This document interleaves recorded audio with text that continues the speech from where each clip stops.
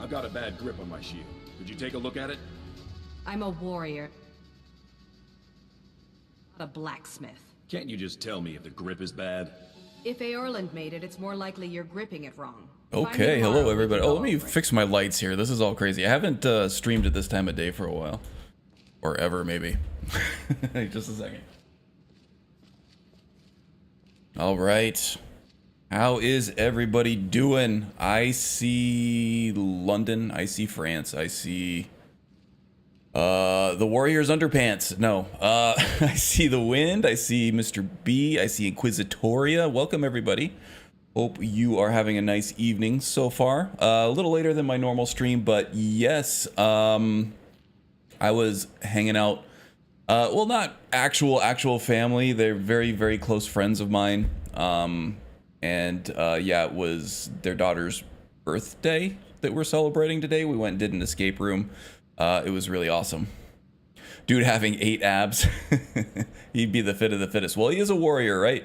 So yeah, this is the new character. He is an Imperial warrior. His name is Fortius Certus, which translates something to... Fortius means strong, but also means like stronger or tougher than something else. And his father actually named him that because he has groomed his son to become bigger and stronger and a better warrior than even he was.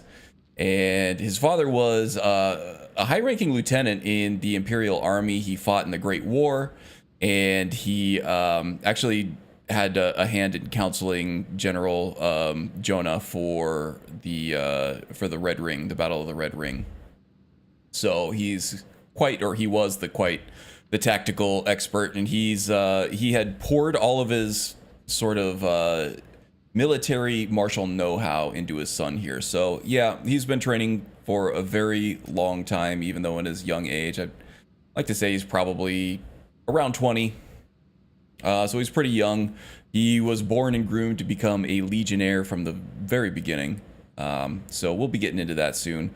And as you can tell, he is in his end game gear here already. Actually, I need to turn that music back on. Let's see, I think I turned it off for Diablo 4 because Diablo 4 has its own music.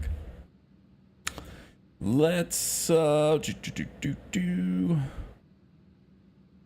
Where's my music? Where's my music? Ah, here we go. There it is. Now we're jazzing. Yeah, as I'm joking, this is not his endgame gear. I'm running Shadow of Skyrim, and I had a little bit of a mishap trying to get the Imperial plate armor from those Thalmor soldiers outside of Northwatch Keep. So we're still pretty early on in the playthrough here. Level 11, not too far. Yeah, so Shadow of Skyrim, if you're not familiar with it, is kind of like an alternate death mod. That gives you also, it makes a nemesis out of whoever killed you, right? It makes them stronger, it makes them a little bigger.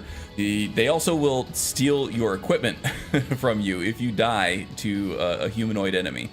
So that's why I have like no armor to speak of. And I also have this set to where it will respawn you back in the last place that you slept. So sleeping in a bed at some point close to the point where you're about to enter dangerous battle is kind of a tactical choice that you need to make, right? So we're back here at Jorrvaskr now, after that fateful run-in with the Thalmor, and we do actually have a Nemesis now to train up for. This was tough. I think that the Creation Club AE stuff is actually unleveled, so you can face off against enemies much higher level than you, and that makes it hard for permadeath and kind of hardcore tactical roleplay, like I'd like to do, because usually Skyrim is leveled to where the enemies are around the same level as you, sometimes a little bit lower, sometimes a little bit higher, but they scale with you. Unleveled means you can run into somebody who is, you know, dozens of levels higher than you. Okay, let me catch up here. Oh, try not to get a headache. You feel it coming on, Mr. B. Do you get like migraines and stuff? I have like 1 or 2 migraines a year. It doesn't happen often, and it's usually because I'm just not getting enough minerals or whatever. You can usually fix it right up. Wasn't Yagar Tharn the Imperial strategist or best of his time? Yeah, maybe. But I think Yagar Tharn was much even before the time of Fortius's father here. Fortius's father just recently died. We'll get into that. I'm still trying to suss out the details though. And his mother had died long ago. She had fallen ill, and we'll get into that too at some point. I still gotta flesh out the details of that. But Fortius's father was everything to him. Yeah, here is the Nemesis that we have. So I died to one of the Thalmor. I don't know if it was one of the Thalmor warriors, a spell sword, or if it was just the straight up mage that got me. But yeah, this buffs up the Thalmor that killed me, and it gives them the thorns effect. Armor of Thorns. That usually means that like as I hit the enemy, they'll reflect some damage back on me. So this is a high level enemy that was made even deadlier, and until I kill that Nemesis, I am going to be stricken with a negative effect called Fear of Myrrh, which weakens me against elven characters. Pretty punishing. So I have some training to do, I have some preparation to do before I take that guy back on. And luckily, we have some things that we can do until then. First of all, I need to get my camera fixed here. We probably need to get some sleep. It's 1:30 a.m. How are we doing here? We're hungry, we're thirsty, and we have rock joint. I feel like I got rock joint before I took on the Thalmor, which probably didn't help my case much. Now I get the notification. Yeah, I was waiting for Mel to finish up. I didn't want to step on her toes or anything, but I was ready to go. Thinking about using this mod, will be interested in your thoughts. Yeah, so I've used it before. I really like it. If you want to make death a bigger part of your playthrough, I think it's a great option. It can get a little buggy, a little wonky here and there. Sometimes it, like, whatever ID is assigned to that NPC, sometimes it can be like reassigned to another NPC in another area, and it'll still be the Nemesis, but it'll be like in a completely different area of Skyrim where they end up. And sometimes the alternate death doesn't work quite how you'd expect, but I think spawning the last place that I've slept might fix a lot of that. So we'll just see. It is a little wonky. I feel like you can set it up so that it is less wonky. You just have to find those settings, and I'll be working on that through this playthrough, I think. Okay. As often as I die might not be a good idea then. Yeah, so as I was saying a little bit earlier, you can set it so it's not as punishing, right? But I've set it so that it's punishing because I like it hard. You know that about me. So when you get killed by an enemy, it turns them into a Nemesis. This is the Imperial. This is the Imperial warrior. This is the warrior of the Guardians. So the Guardian Stones are the warrior, the thief, and the mage, right? So this is the warrior part, and I'll be. So do I. Just saying. Yep. So this will be the warrior one, and then soon I'll create a thief character and a mage character to go along with them, and we can kind of cycle through. As I get bored with one or don't have anything new to show for one, then I can switch over to the other one, and you know. So this will actually buff up the enemy. This is the Nemesis system. If you die to the Nemesis, then that makes that Nemesis stronger. They'll rank up. They'll actually get physically bigger too, which is kind of cool. And so this one, it actually has a Thorns effect on it, which means it'll reflect damage as I hit him. Or her. I can't really tell. There were some female elves and there were some male elves, and I'm not really sure which one made the killing blow. But it also debuffs you, and you can change this in the settings, but when you die, it'll actually give you a negative status effect that lasts for the entirety of your playthrough until you go back and kill your nemesis. So your nemesis gets stronger, you get weaker, so that gives you kind of, in my opinion, it gives you some really cool roleplay fuel. So it gives you a little kind of side quest to do to, you know, you got to train up, you got to regain your armor, you got to get some more gear, you got to, you know, improve your gear to a point where, and your skills and your level to a point where maybe you can take on this nemesis again and not die. So it gives you a little something to do. It gives death a little more meaning other than just, you know, reload the last save, right? So this is something I've had in my load order for quite a while. All right, so first order of business, we need some equipment here. Do we have anything like in a cupboard here in Jorvaskr that we can wear that isn't just rags? Okay, we got some boots here. That's good. Anything I don't want to steal? That's probably Nyada's stuff. The companion's cloak here. That cloak doesn't have physics on it, but I do have physics now. Gloves, I don't need the gloves. I just need something. Fine boots. Something that I can use to cover the bits. I don't know. He's pretty jacked though, right? Maybe he doesn't need to cover up. I'm sure if I looked like that, I wouldn't be covering up too much either, right?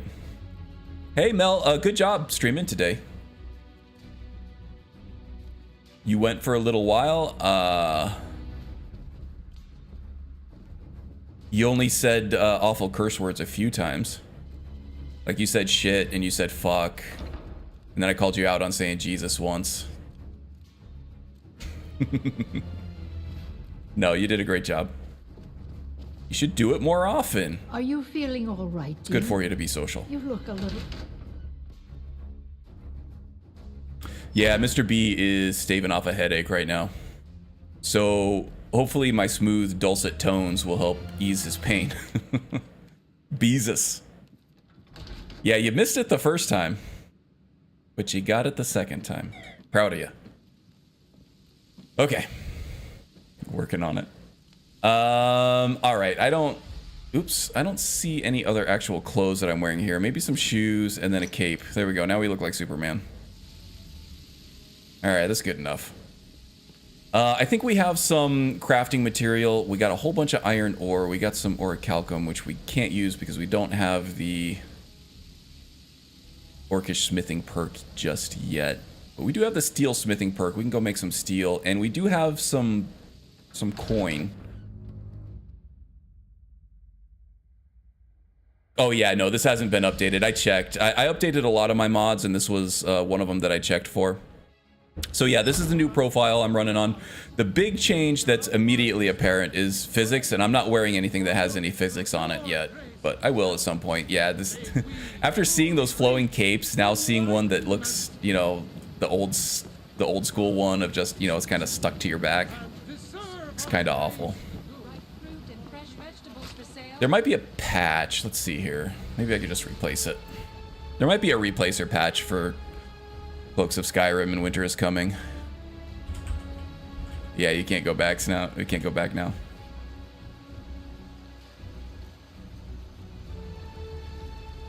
I'll just give myself a companion's cloak if they have it.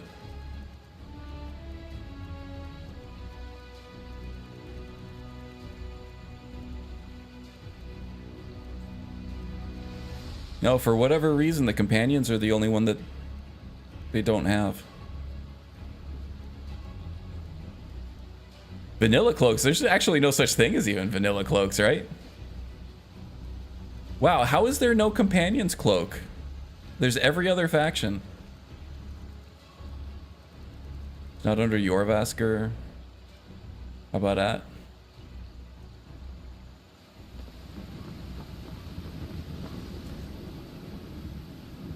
Well, you know what? Maybe I'll just give myself a red cloak. Koku-kun, welcome, welcome. Just a red linen cape. There we go. Ah, look at that. Ooh, it's sexy. It's all swinging around. Shoulders are a little wide, but that's because it's expecting you to wear armor.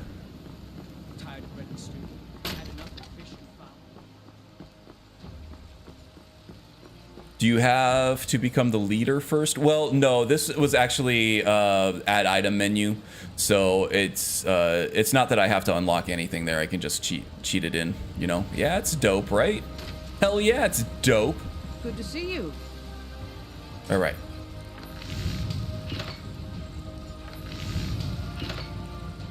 So let's see, what's some good steel armor that we can make?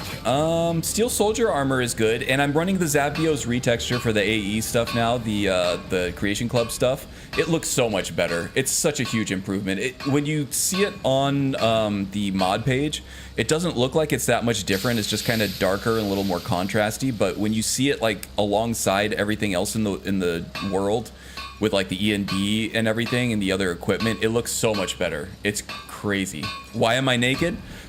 Because I'm running a mod called Shadow of Skyrim, which is an alternate death mod. Could also do the Faram chess piece. And I got killed by some Thalmor going after the iron plate armor, the enchanted stuff, and there was just really high level Thalmor. They killed me. They stole all my gear. I woke up in Jorvaskr, and now it's my mission to become stronger, get some better gear, and then go get my revenge. That's why I'm naked, because they stole my armor. Okay, let's see. We need some chest armor first here. Here's the iron plate armor I was going after. There's actually some very nice enchanted pieces of this that there's a quest that it gives you, which is what I was going after when I died. But I can actually do steel armor now. The Faram stuff, this might be a little overpowered, but that's gonna look the coolest. 4 steel ingots, 1 iron ingot, 3 leather strips. I think I have the money to buy all that from Adrian. Iron plate is awesome. It looks nice too. I'm kind of mad because I had the orcish plate armor from the full AE update. Started the stream a bit early today. Yeah, I had some social obligations. This was the first chance I got.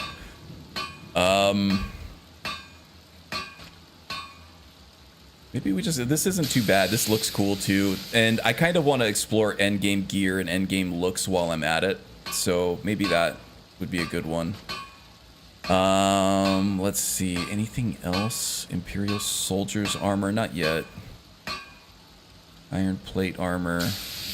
The only other one I can think of is the steel soldier armor, but the Faram stuff is just so much better. Let's do that.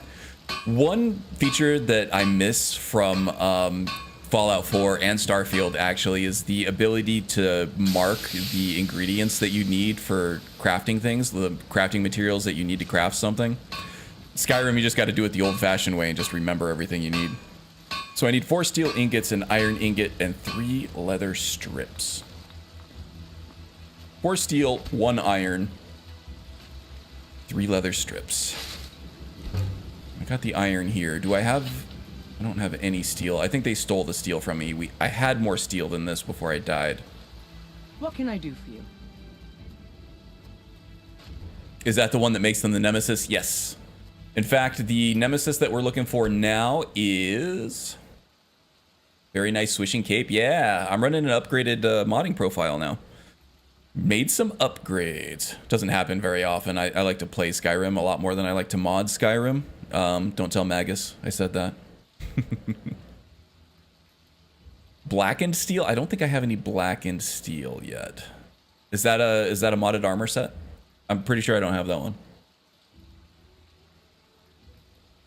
To pin a recipe? Yeah, that's cool. I know I've noticed you do a lot more crafting of a lot of things in Enshrouded.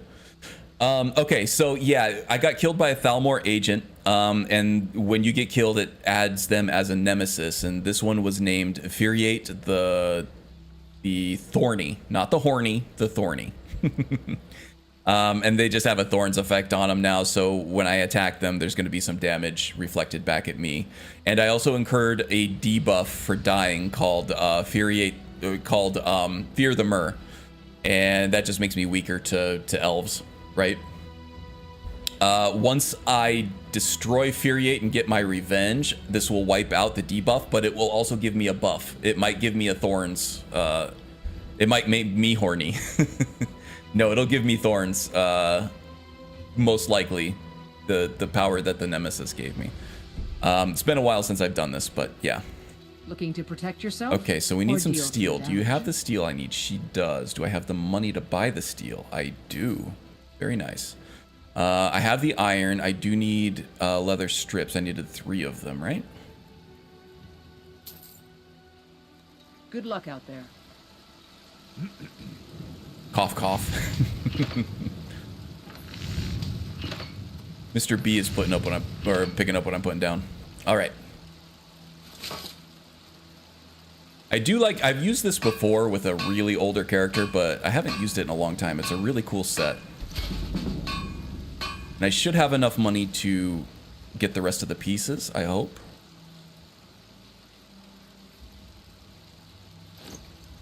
The armor that I lost, the armor that they stole from me, see how awesome this shit is? It's kind of clipping with the cloak a little bit.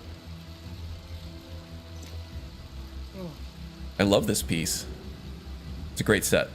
The armor that I was wearing when I got killed and the armor that they stole from me when they killed me is the Orcish plate armor and the enchanted stuff from Embershard. That was the alternate armors for the Orcish plate. And it was really good. It was overpowered at this level. It had some really great enchantments on it, but yeah, I lost it.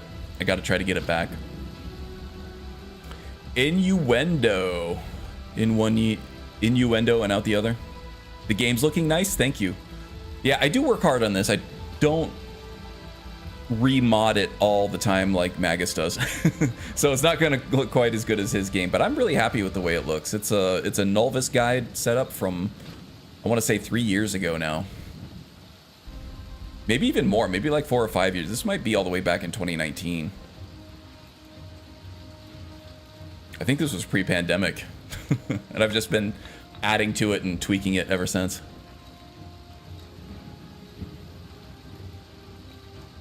Playing Skyrim is greater than modding Skyrim? This is real? Oh yeah. Maldaroth is incredulous right now. I don't know if he's ludicrous or ecstatic.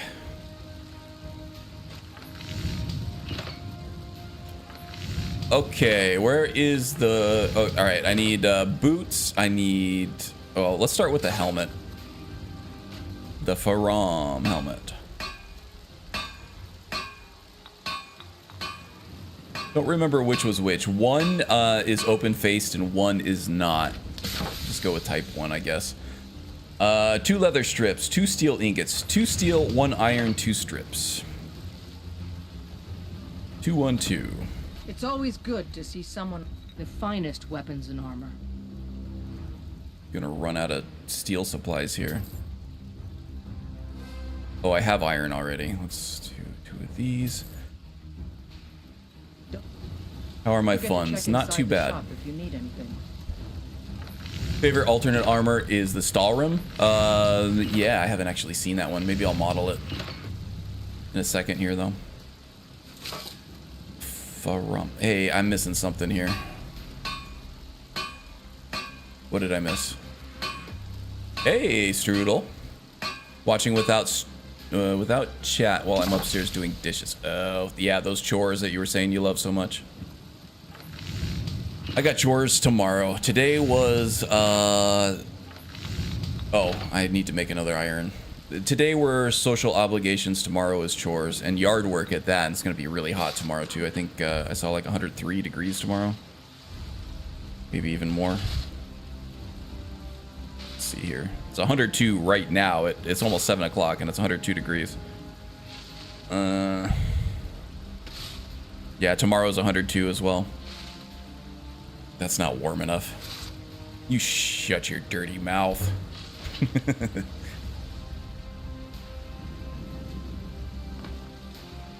Yeah, out in the sun, you just can't do it.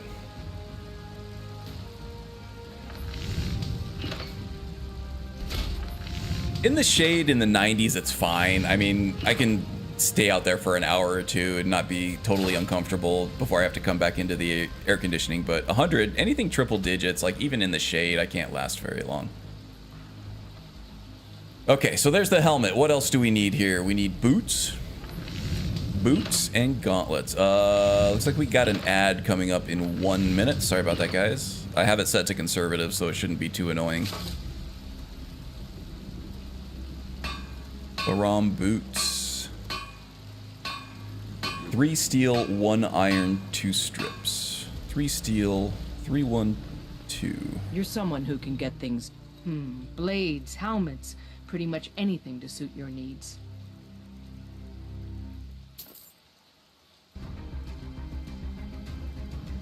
I know this has been a riveting stream so far, just waking up naked in Yorvaskr and just setting up my gear so I can go get revenge. But we'll get some action going here real soon, I promise you.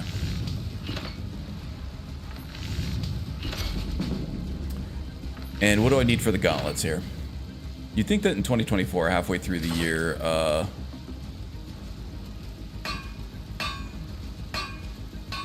folks would know that ads are a thing. Yeah, I would hope so.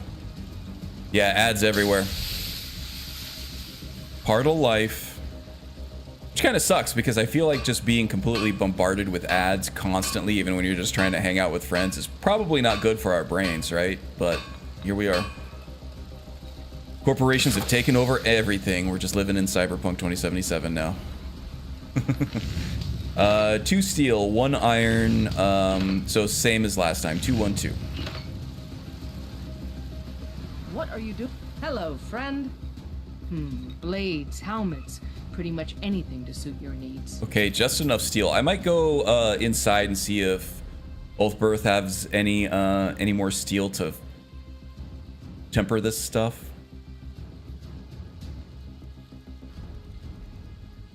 Funds are still good. Thanks for the business. I'm glad they didn't take my money. I'm surprised they didn't. They took my armor. They didn't take my money. Just turn my AC on and prep for the night. Yeah, that's the thing. When it gets hot, I can't sleep. So I have to crank the AC just in order to get any kind of sleep whatsoever. They did leave me with a shield that I had that was not yet... that wasn't actually equipped at the time, so they didn't steal it from me because I wasn't wielding it. So that's good. Grants 15% resistance to frost. I was actually going to disenchant this because I had a prismatic shield that I was using, as well as okay, so I'm also running the major update that I did for Summer Mist now. So I had a shield of thorns as well that I was wielding. It's a dwarven shield of thorns that when I block an attack with it, it actually causes bleed damage to your enemies. And it was a pretty significant bleed damage, especially at lower level. I think it was like 10 bleed damage for 15 seconds or something like that, which doesn't sound like a ton, but if you block several attacks within that 10 seconds, then it stacks. And that, you know, I was killing mud crabs and stuff just by blocking them. It's pretty cool.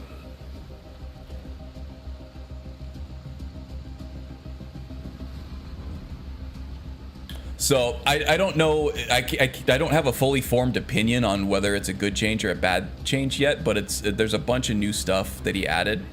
Some old stuff that he took away that I'm not sure how well that's going to go over. Yeah, we're looking smexy now.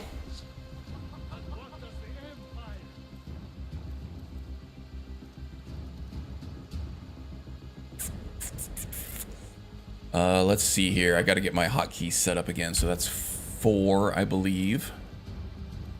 2 was my healing potion. I think 3 was my two-handed weapon. I think that's everything. I still need to try to find a one-handed weapon to go with all this. This is my mace. Self-enchanted with a very weak frost enchantment. Not super weak. It was a petty soul gem that I enchanted it with. Not too bad though. So 40 damage overall. I like it. And this one has a frost enchantment too. This is an ancient Nord bow that I tempered up and then enchanted. And what else? I do have some dwarven arrows I can put up there. And the shield here. Getting all that put together. All right, let's see. What should we do about a one-handed weapon? We have 876 gold left. I could probably do better with my crafting skill than I can buy something for that amount of money.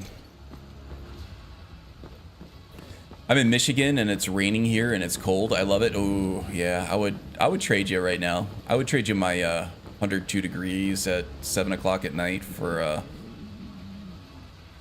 cold and rainy. You want to stab snow? I don't think that would that would be fun to watch. Just violently attacking snow. Vampire hunters or something in the old fort. I'd be, oh look, the crazy lady's at it again. Let me know if you see anything you like. Dawn Guard already, huh? Welcome to War Maidens. Now don't... The finest weapons and armor. Let's see, he doesn't have any more steel. I must have screwed something up. And now he's got Adrian's shared inventory. If you do it right, they'll have separate inventories. But we have a couple places, or actually I can go check Eorland for steel. Let's first, before we start tempering our armor, let's see what we can craft for swords here. 73 here, almost 10. That's nice. That's nice. Hard to do much better than that, I think. Okay, well, it looks good here. I also had an Akaviri blade that I had, I think, a poison enchantment on. There's a new stacking poison enchantment in Summer Mist now that works really well for repeated attacks, and that's what I had on an Akaviri blade. But they stole it from me after I died. Let's see if we can get a more classic straight sword here. Armsman's sword? That's kind of weak, though. We can do better than that. Blackwater blade. Boarding short sword. Breton iron sword. Breton steel sword.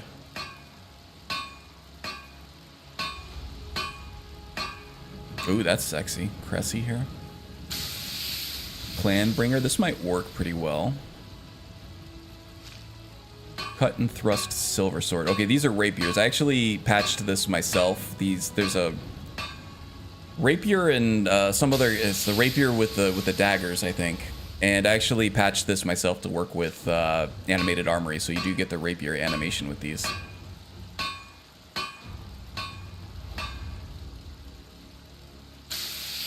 Imperial sword. Yeah, that one's pretty weak too. I can do better. Iron Khajiit saber, Legionnaire's sword, 14, a little better. Ooh, Luna, 23, especially effective against undead. Let's see, I need 2 silver ingots and leather strips. Do I have silver? I think I might have some silver ore. Might be too expensive to buy though. No, I don't see any silver. How expensive would it be to buy silver from Adrian here? Looking to protect She yourself? have any? Or She has 1 damage? silver ingot and it's 164 gold. That's a little pricey. Eh. Let's see what Cressy was here. Cressy looks nice. Build going bonk, mainly. So yeah, I'm going after the classical definition of the warrior class, which it's kind of hard with the meta of Skyrim where you want to focus on like one offensive skill and really build that up. The warrior in the classic BGS warrior is like all of the warrior skills. So you'd have like a one-handed, two-handed, archery, and then your defensive skills.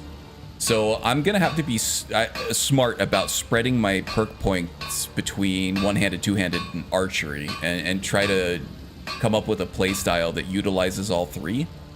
And I think I got some of that going now. It makes for some diverse gameplay, which if you're playing like one of the pure, like sort of simple classes, like a warrior, you kind of want to build your character to have some more diversity within the realm of its own capabilities, right? So for the warrior, that would be using more different types of weapons and figuring out how you're going to change those up to work in some kind of like rotation for each battle, right? And I'll walk you through some of that. I have to steel ingot and Cressy. Well, that doesn't work. Oh, Cressy, this is one of the Billy Rose. I have to go find Cressy, and then I can turn it either into a greatsword or a one-handed sword. So those I can't use. All right, let's figure out what I can actually use here. Akaviri Blade, that's the one I had. That's at 17. Alikir's Saber. No, we want a straight sword. Planbringer seems nice.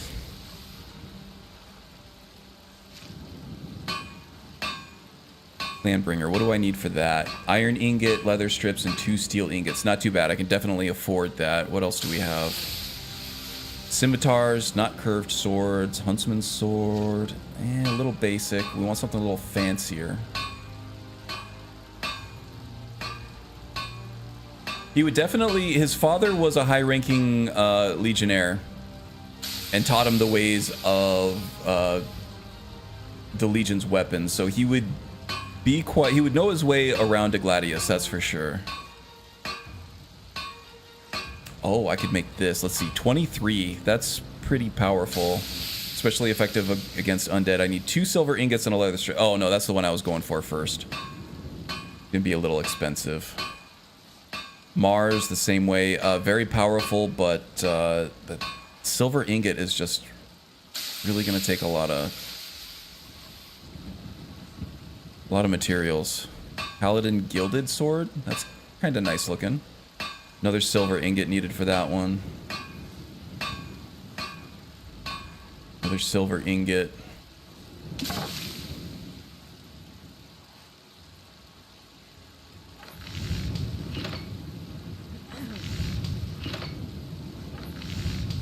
Two steel ingots and a leather strip. This one looks pretty good. It looks fancy. Doesn't take too much to craft. It is stronger than a lot of the other ones. This, I could use 2 silver ingots and actually get an enchanted one, but nah, we'll go for unenchanted. This is fine. This will look the part. This will look really good with the armor that we have going too. And all I need is 2 steel ingots and leather strips. So let's get the leather strips from Adrian now. Good to see you. And then we'll go Blades, hit up helmets, Eorland pretty much for anything to steel. suit your needs. Good luck out there. Archery is thief skill part. It's either, I think in the unofficial patch it changes it back over to a warrior skill. I'm running the unofficial patch. I am running Andromeda, which also might change that over. And I'm running Classic Classes and Birth Signs Reimagined. So Classic Classes and Birth Signs Reimagined gives you a class to pick at the beginning of the game. I picked Warrior, and it did give me an upgraded archery skill. So the green on here means it's buffed up by that class. And I'm also running the, like I said, the Andromeda Standing Stone mod, which does, oh man, I'm hungry, I'm thirsty, and I'm sick. Yeah, so I'm running Andromeda, and that moves, I'm pretty sure that's the one that moves archery back into the warrior stone. Your children, your very lives. And what Do any of your mods give you one-handed spears? Yes, they do. I just haven't found one that's any better than any of the swords that I have found yet, but if I found a good spear, I'd be using it. against its own people. So rise up. Rise. And it even has the animations. In fact, I'll do a quick save here.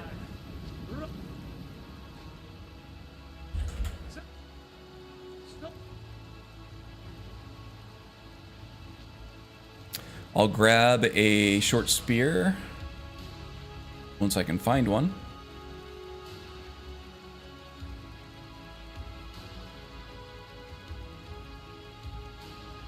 Bunch of rapiers.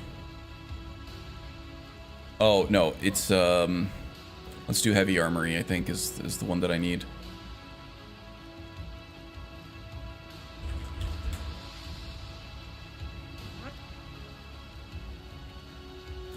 Akaviri short spear. Stab. Stab. Stab. Even sideways attacks. Oh, I guess it does. It doesn't have any special sideways attacks, but it's kind of nice that you can slash with a spear. Backwards power attack. Woo. I also have jumping attacks enabled. Boom. How about that? I'm gonna accidentally slice Danica there, aren't I? So yeah, custom animations, cool stuff. Filter is your friend. Yeah, that's the one drawback of using a controller. Spears are awesome indeed. Downside is hell, it's got no. Look what I can do. I can walk without having to toggle. I can walk slower. I can walk faster. I can jog. I can run full speed, or I can slow down. And I can walk in complete circles without having to walk in little squares. Oh, you meant the spear? Let's see.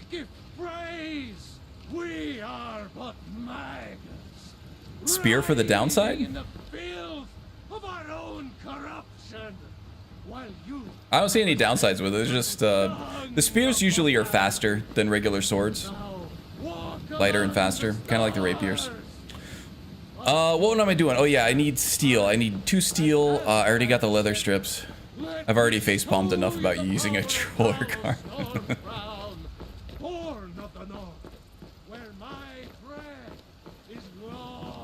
I have no more shit to give on that. All right. All right.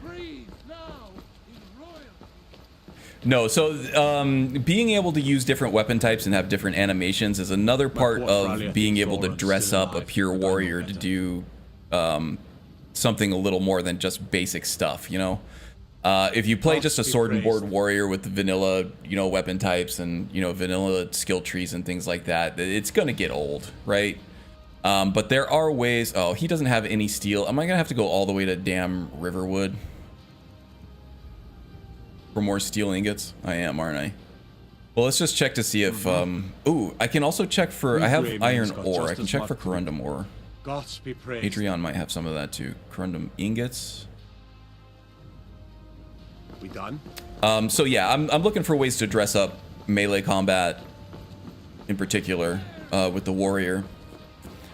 Ordinator, Anirim, actually all of Anirim itself has a lot of ways to add some cool things to a warrior class, and I'm looking forward to showing those off as well.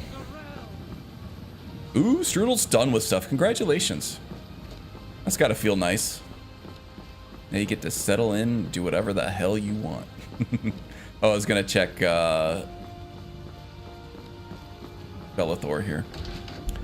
Please give me the quick rundown on how it is that you lost all your gear. I am running the Shadow of Skyrim Nemesis mod. It's an alternate death mod. You might have heard of it. It was all the rage like a year or two ago. Trinkets, odds and ends. My headphones are too loud. He's screaming in my ear. So yeah, I got killed by some Thalmor. I was chasing some cool armor that I thought, since it was iron armor, it would be like early game content, but there were some unleveled Thalmor that kicked my hiney, and I have the mod set to respawn at the last place that you slept, which was Jorvaskr. So they killed me, they took my armor, I revived, they took everything I had equipped, actually. So there was a nice amulet that I had for, amulet of wielding for one-handed damage. There was some really nice, orcish plate gear, or armor that I had that was all enchanted, and it was awesome. But I got my butt handed to me and they stole everything that I had equipped, and I was revived in your Vaskers. So now I'm going around trying to get some serviceable armor here. It's not as good as the stuff that I had, but it'll work for now. We have some training to do before we're able to take them back on, though. That's for sure. Do come And I have back. some things I can do in the meantime anyway.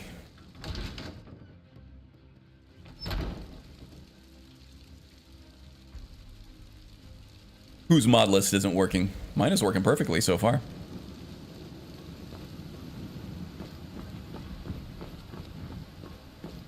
Chops and steaks fit for a jarl. Come and see my selection. P. Miller is doing well. That's good. Glad to hear it.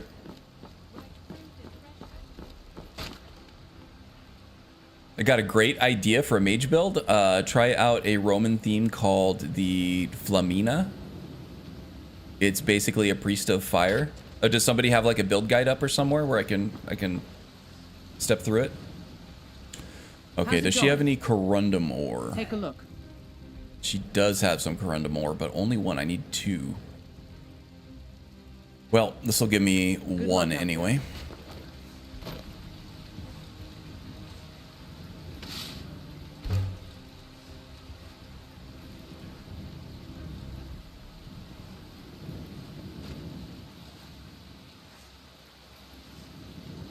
Oh, okay, I see. So you're talking about my mod watch link. I did update that not too long ago. Let me see.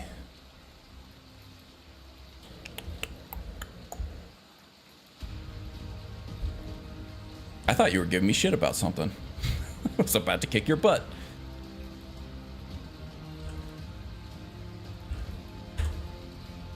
Oh,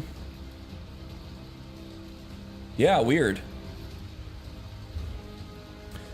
You know what? Thank you for bringing that to my attention. I don't know if there's just an outage on this or something, but I think that I can update this in place. Give me just a second here. Mod watch.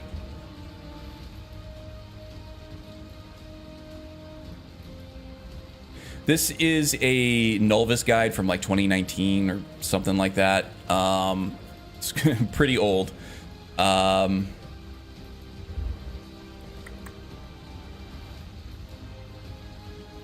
You're doing base 2.2 now. I've added some new ones.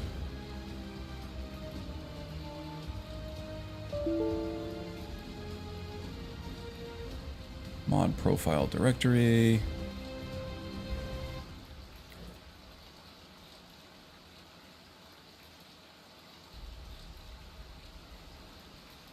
How the heck is this supposed to work now?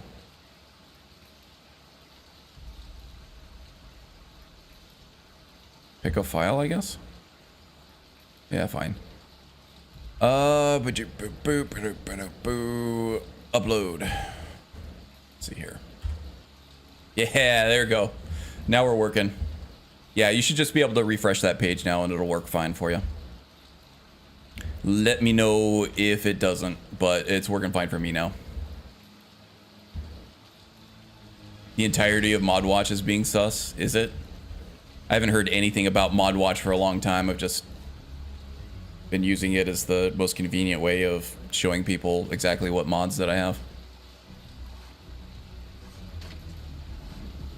Wonder what you can do to catch up. You're only at 7. Yeah, I mean, you're not that far behind me, actually. I'm at 767. Which, you know, how many did you say you were at here? 701. So you're only 66. In terms of, like, big mod lists, 66 mods is not very much.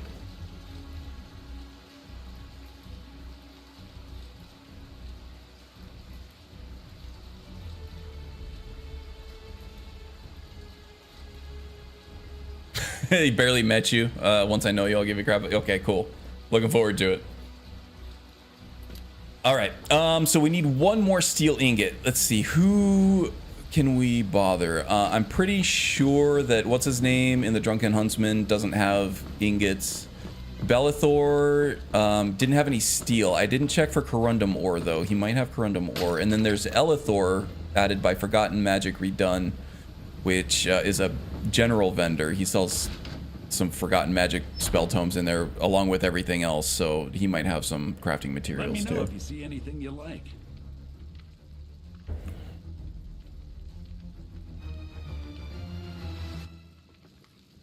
It's not my mod list isn't pulling up for you, or yours your mod list isn't working. Sell. Yeah, that's. Take a look. No corundum. All right. Remember, I'll give you the best. I corundum. I just thought of that. Oh my god, I'm a genius. Instead of I carumba, I corundum. All right, Dave, feel free to give me crap on that one. I totally deserve it.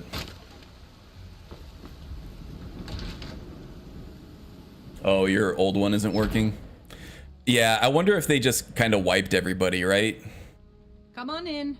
Wow, yes, I got a strudel, wow. Take a seat by the fire and I'll send someone over. Boom shakalaka.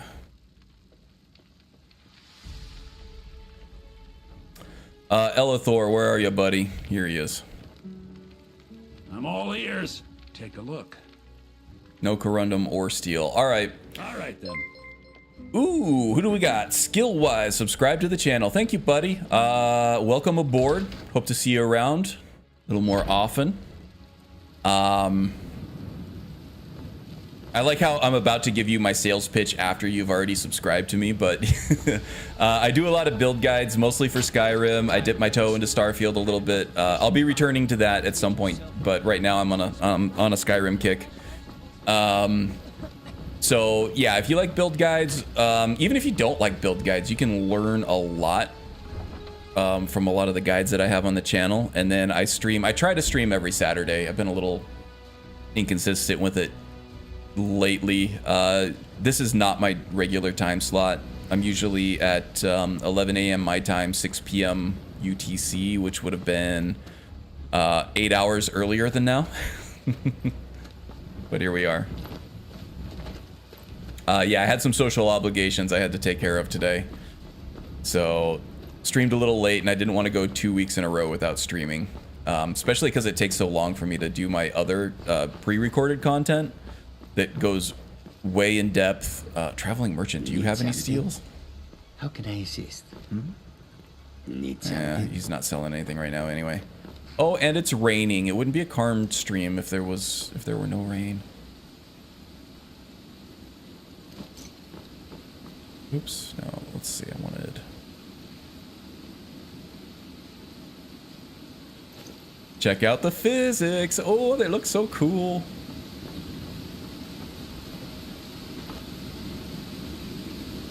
They're clipping with this armor though, so... The winter is coming, looks good. We'll just go helmet though. We don't want the fur to get too soaked. The water will just bounce right off the steel, and it's polished up so it shouldn't rust. The dreaded Skyrim rain, indeed. I've had stuff this month, yeah. What did you do to refresh yours? I just hit F5. Yeah, I just went into, so to re-upload, I just went up here, I ran ModWatch from MO2, like I always do. And then the folder chooser is always a little wonky with this. It's always been. Yeah, this is a goofy ass client program here, but yeah, mod organizer, I just picked a file in here. It kind of ignores the file and just takes the directory. And then once I had the right directory in here, you can't manually edit it either. I wish you could. Then just hit the upload button. Save won't do anything, but upload will. And then I just went to the ModWatch page and refreshed it. And it was all filled up.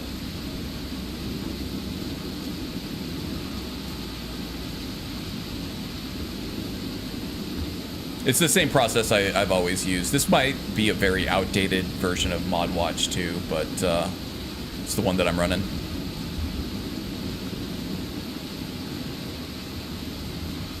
Karn has rain on steroids. I do. This is the old Nulvis rain that is just absolutely detrimental. With emphasis on the mental. Ooh, we have some dragon tongue over here. I can use that.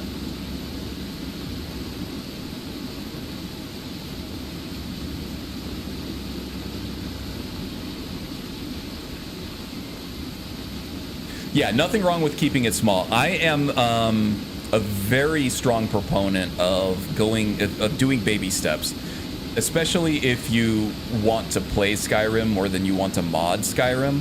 There are those of us who exist. Strudel and I do that.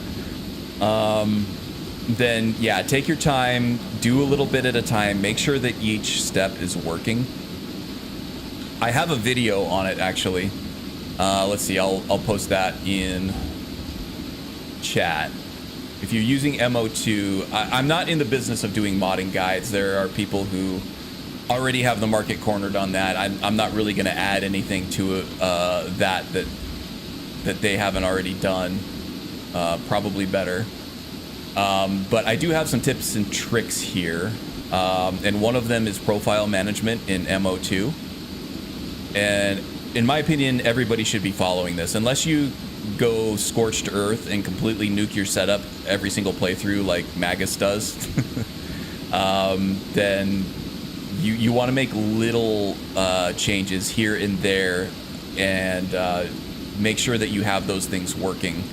And I would say never mod your game mid-playthrough unless you're ready to give up on that character or restart that character or whatever.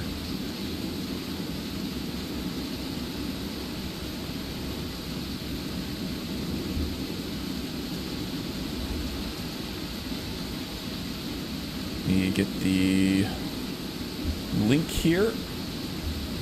I'll just toss that down in chat. Magus thinks it's fun to rebuild. I think it's fun to play Skyrim.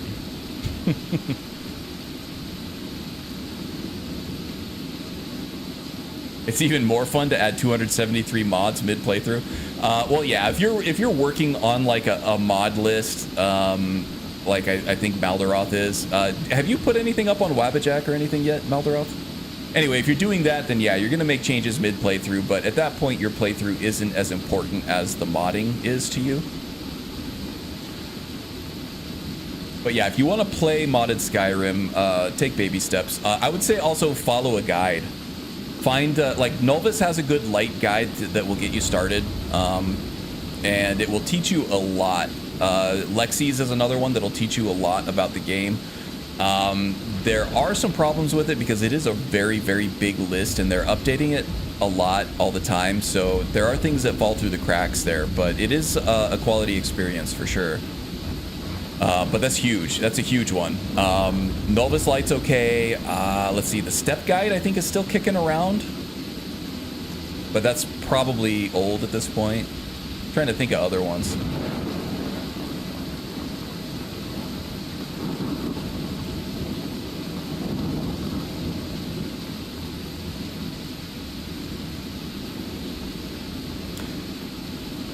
A few known things that are fine.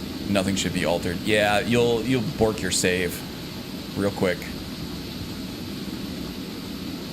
Magus mentioned earlier in the week on one of his streams too. By the way, if you guys aren't subbed to Magus and Malderoth and who else streams here? Click around on the links in the description. We're kind of a pretty tight-knit little community, so if you are having fun with us here, you'll have fun with us over there too. Magus streams on Twitch, but yeah, I was gonna say earlier on one of Magus's streams, he was talking about if you do any heavy modding of Skyrim, you have to get comfortable with the risk of losing a character. Or at least, you know, having to restart a character.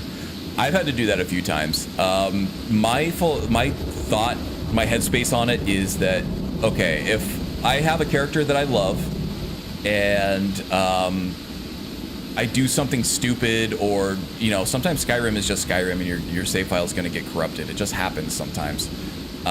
Worst case scenario is I can restart that character and replay him up to that point, and the worst thing that's happening to me is I get to play more Skyrim, right? But yeah, modding is inherently kind of risky, especially when you're first starting out. So yeah, take that for what it's worth. This armor's looking kind of cool in the rain. It's all like wet and shiny, right? I'm digging it. Okay, Alvor, do you have steel for me? All this way just to see if somebody has some damn steel ingots. Take a look. Hey, he's got steel. Okay. And I have money to spend. That's cool. So I needed 2 for the sword. I need 1, 2, 3, 4 to temper the armor. And 1 more to hone the sword. So this is going to wipe me out of like half my gold, but I think it's going to be worth it.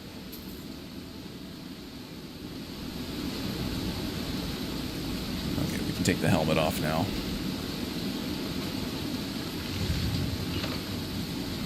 Oh, the Nordic guide?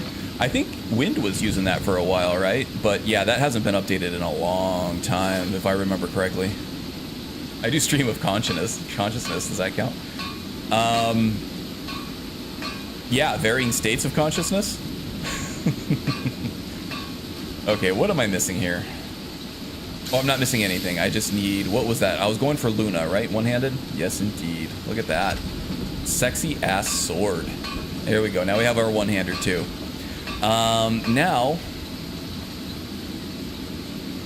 Oh, man. We are in a bad way here. We're severely thirsty. We are moderately hungry. Let's go hit up the drunken... No, the sleeping giant.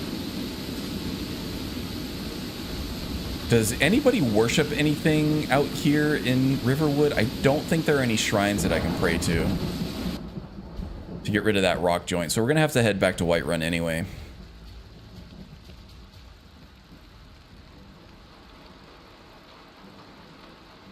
It's deleted from Nexus, but you have it saved. Oh, nice. Stoke the fire. Take a seat and get the cold out. All Google Docs now, but you can right-click it, open the links. Some are gone.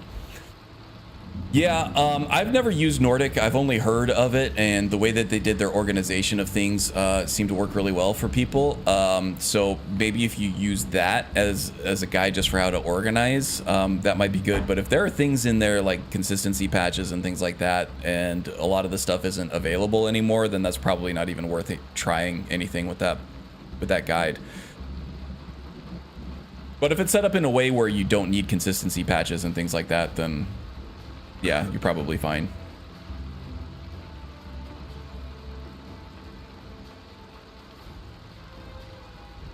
Oh, you used it via the Wayback Machine a couple times, but it is a pain in the ass.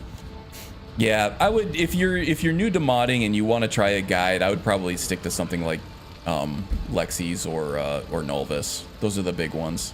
There might be some other ones I'm not thinking of, but I probably wouldn't try to use something outdated that's not supported, you know?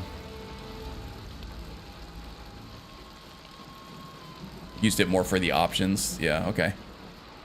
What am I doing here? Yeah, I need to fill up my water skin. We got rooms and food. Drink. Let's sate that appetite. Don't know how much food I still have left from that Thalmor kerfuffle. Ragnar the Red. Oh, there once was a hero named Ragnar. But we can buy some food here if we have to. Get hydrated first. A little bit of wine. Oh, we don't have much food at all. We'll save the vegetable soup for Need a room? combat, because that gives you a sate that appetite. steady stamina regen. Do some bread. Some cooked brook bass. That sounds good. Get some greens in there too. Step, Lexis, and Phoenix are the only ones I'd use by today's... Okay, so Step still is alive and active. I thought it was.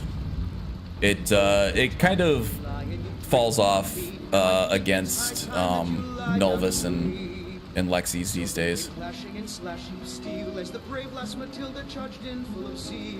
No mention of Nulvis, I think on moral grounds, Magus, because of the paywalling thing. I had a different perspective on that. I can definitely see if you want to boycott Nulvis because of the monetization practices. I kind of understand where he was coming from on it too. That is a monster of a list, and limiting the amount of people who can get into a beta is always good from a software developer perspective. I just think that limiting it by charging for it was the wrong call to make. And I'm not sure if he still does that or not, but yeah, you know, take that for what it's worth as well. It was never paywalled beforehand. It still isn't. It's just the beta versions that are paywalled. First, he forced everyone to purchase the full AE version. Okay, yeah, that's a non-starter for a lot of people too. That's a non-starter for a lot of people too. So, yeah, you can take the information that you have and make your own mind up on whether or not you want to use that.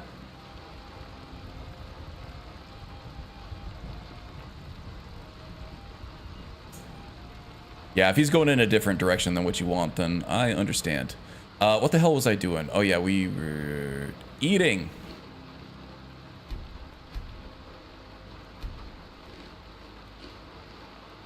And the bread. Now we're well sated. Now we just have to take care of this damn rock joint.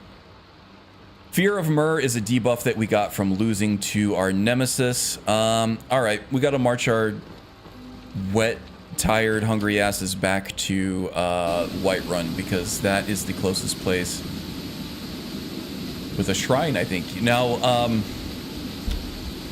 what's his name? Feindal or Sven might have... Oh, you know what? I already helped Feindal out. Feindal might have a shrine in his house. Let's see. That I can pray to.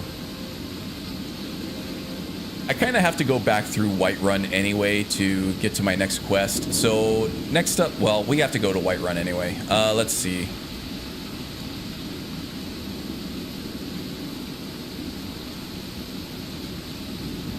Rescue Nimriel from Redoran's Retreat. This is the companion's quest that I have first. In my time of need, I think that is Scoundrel's Folly, I believe, right? That's not Redoran's Retreat, but they're kind of in generally the same area. But I do also have Amren's Sword that I need to find. I guess I don't have to stop in Whiterun. I do have to run by it, though. Let's see if Feindal has a shrine to pray to, though. I don't think he does. Plus, the site now has tons of sketchy ads that were never there before. Just a lot of garbage. The version you are on is more pure to me. Okay. Well, that makes me feel better about not updating in 4 years or 5 years or however long it's been. I think it was 2021, so it might be closer to 3 years at this point. All right, Feindal. It doesn't look like he has anything to pray to here.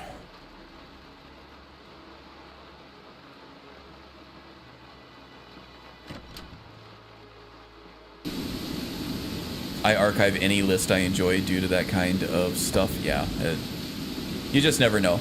So, as these mod list authors and mod authors go, they're all doing it. Well, it sounds like Vec with his Novus stuff is looking to either try to break even or try to make some money off of this endeavor, which is completely up to him. I'm not gonna judge him too hardly for trying to make money off of stuff that's a ton of work. But I can understand why you don't want to have a hand in that as well. Money tends to corrupt things sometimes. That's okay. But what was I saying? Oh yeah, the bigger thing is that mod list authors and mod authors themselves they're pretty notoriously touchy, right? I don't know if I've met a more sensitive group of people than people who just will go off the deep end one day, and maybe they had good reasons for it or maybe not, but this go off the deep end and pull all of their mods off of the internet, or get a wild hair up their ass and just try to sabotage everybody's good time because of their mood. Yeah, the modding scene is just rife with that stuff. So if you find something you like, you make a local copy of it, because it might not be there tomorrow or 5 minutes from now. I'm more pissed because I gave my full undeath setup, but couldn't access it in beta unless I paid him to test. Oh, that sucks. Well, he should have given you like a free beta pass or something if you were helping with development of stuff. That's stupid. Afflicted. Ooh, Spellbreaker would be excellent for this build. I suppose I should be grateful you didn't simply attack me.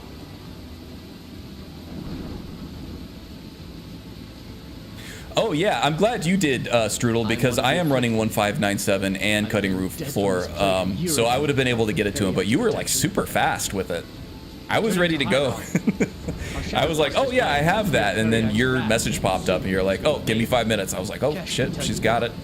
I just want out of Skyrim as quickly as possible.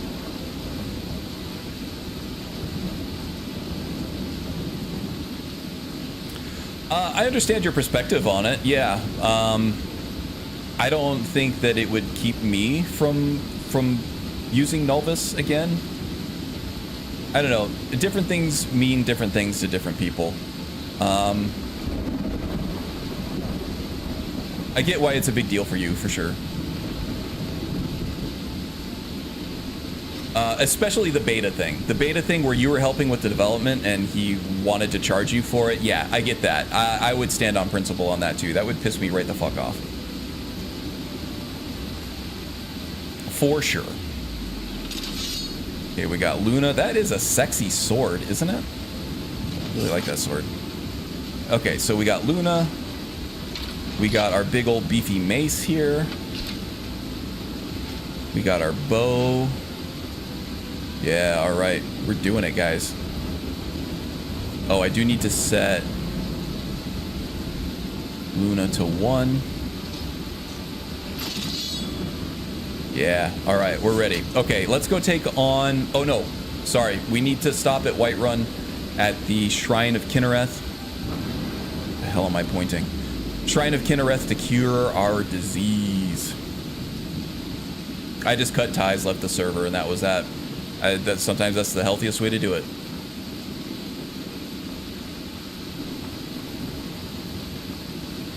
Yeah, no, I get you. I get you. That is a pisser.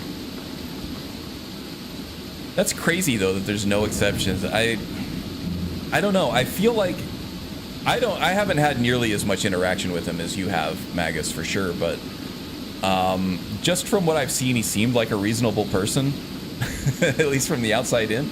From a distance, and that just seems completely unreasonable to me. I just wonder what his thought process was. I feel like every story has two sides, but yeah, that's pretty bad.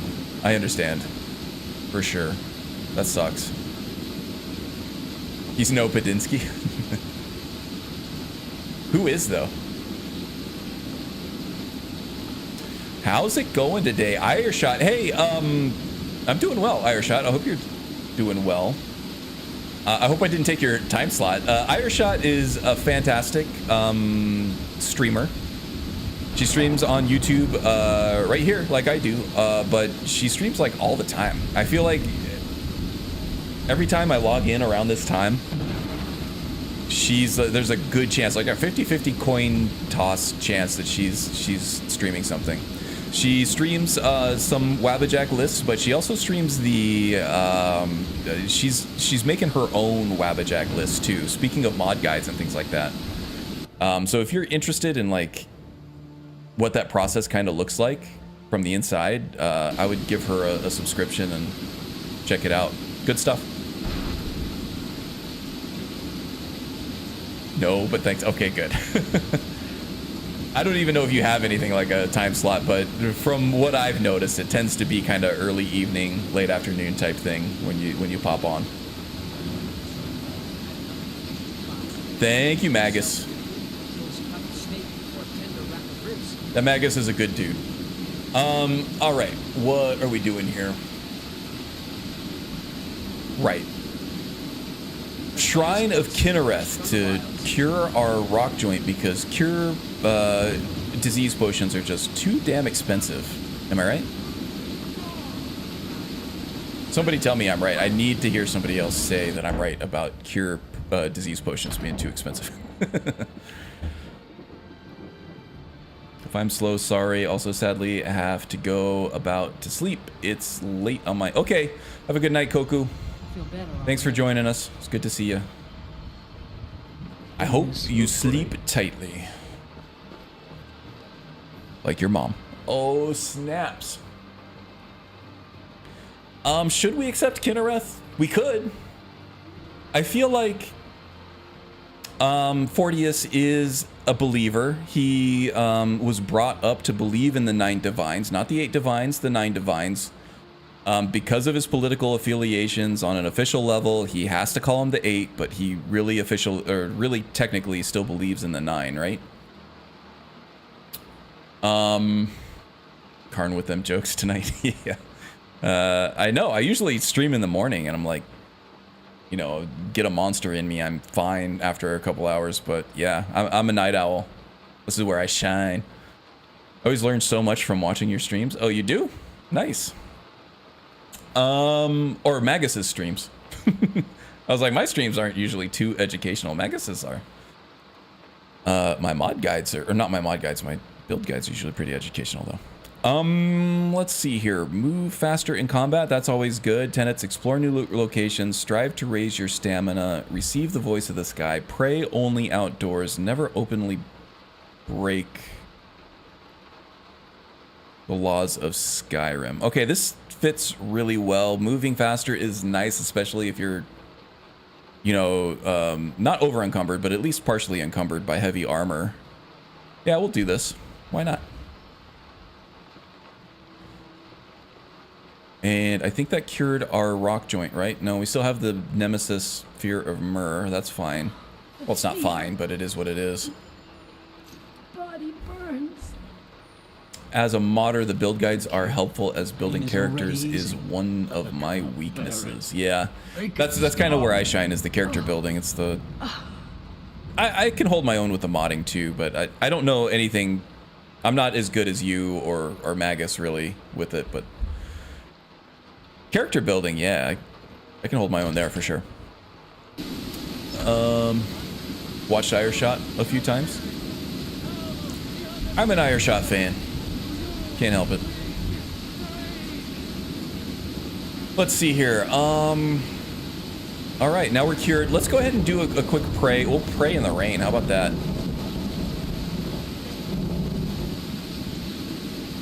So I think long term, I think this guy's gonna be more of a Saint Alessia type, where he can kind of choose between his buffs, kind of like the old ways from Winter Sun, right? But more Imperial flavored, I guess, instead of Nord flavored. All right, what time we got? 2:50, so we still have time in the day. All of our detriments have been taken care of in terms of needs and everything like that, so we should be good. We need to temper our gear, so let's do that. I think, I do not have any fortification potions, so let's head back to Arcadia's. We'll brew up a few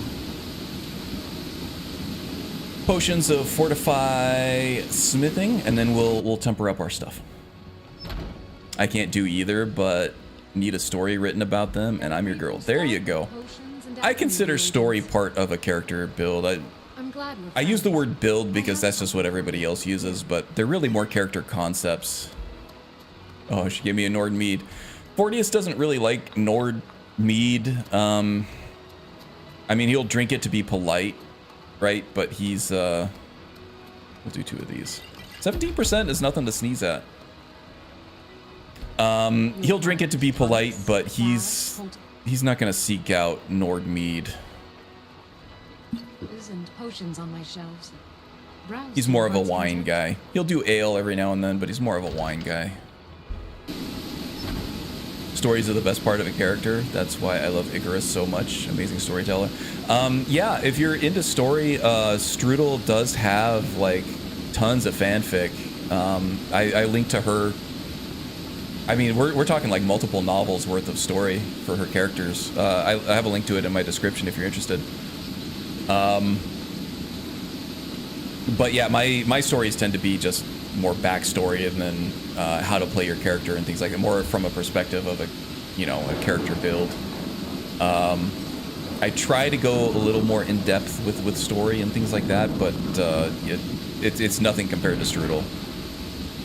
Let's see. Yes, now I can take the potions.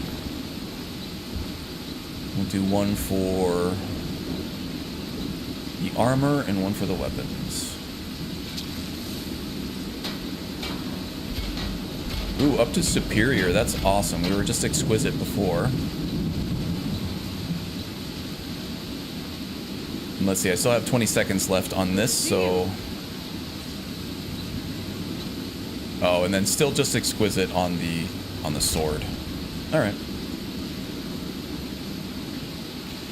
Okay. I think we're ready for action, guys. We're on 3 generations worth of characters at this point. Yeah, so the people you're reading about in the first volume are 3 generations that would be grandparents. They're grandparents of the current characters. That's awesome. Codename Soap. Not familiar with that one. Absolutely. I try to build a backstory and plan a story arc for each character I make. Yeah, I try not to think of it in terms of a story arc and like plan what the character is going to do. Largely, I like to improvise and think. I like to do like an improvisational role play, which sounds sexy as hell, but that's not how I mean it. It's more of like I want the character to grow their own voice kind of like organically, and like try to get into the character's head and think about what they would do in the situation. And as I'm trying to feed my ideas to the character, I'm open to ideas from the character. There are all kinds of random encounters and things that you don't expect that Skyrim will give you, and you can use that as roleplay fuel. Like right now with the Nemesis system, it's a great gameplay system that I think is a lot of fun. It adds meaning to your deaths as above and beyond just being like reloading a save at some point. But to me, it also it can create interesting story arcs. Like I got like demolished by these Thalmor. There's some justiciars. There was a wizard trying to find this armor over here, and now I have a nemesis, an enemy to chase after. They stole all my gear, which was really good gear, so I'm kind of sore about that. And so is Fortius here too. So now I have a nemesis with a name and a unique attribute that makes him or her stronger, and I have a buff or a debuff from it. So now I'm going on this new story arc, this new side quest of now I have to build myself back up, get some suitable gear, get trained up to the point where I feel like I can take these out, maybe make some friends and have them help me with the fight. And at that point, the debuff goes away, I get a buff, and I get to move on. And that's like a cool little side story that I got to tell about this character and play out, right? I got you all riled up, Magus. That's good. Definitely an interesting death alternative. Yes, indeed. Except in my experience, it can get a little wonky. I'm trying to fiddle with settings, non-default settings, to sort of limit things, the limit scopes of like what it can do, just to be a little more stable and a little less wonky and finicky. Oh my god, this rain is just always terrible in my game. I apologize. It's crazy though. Improv is how mine always seem to go. Yeah, and that you're less rigid, right? At that point, you have room for unexpected things to happen, which is going to make for a more fun, crazy, eventful playthrough than it would be if like you're plotting your course out ahead of time, saying I'm going to do this and then I'm going to do that and then I'm going to do this. And that's kind of how I try to put it forward in my build guides too. I don't want to give you a step-by-step guide of how to do your entire playthrough, right? I want to give you some roleplay beats and roleplay considerations, is what I call them in the guides. Things to look for, things to go for, ways to get into your character's head, personality traits. Backstory is important. You need to know where you're coming from sometimes to know what you're going to do in each situation, but yeah, that's how I like to do it.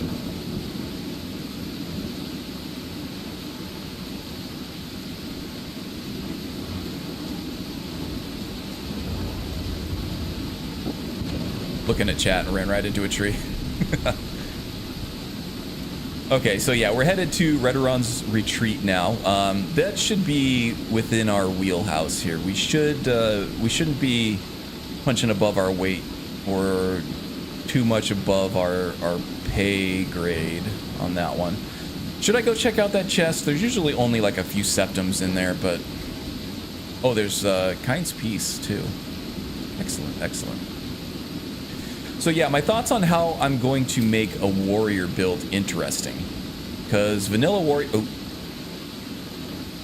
We're going to have to put a pause on the roleplay here for a second because we're going to take a quick nap for gameplay reasons.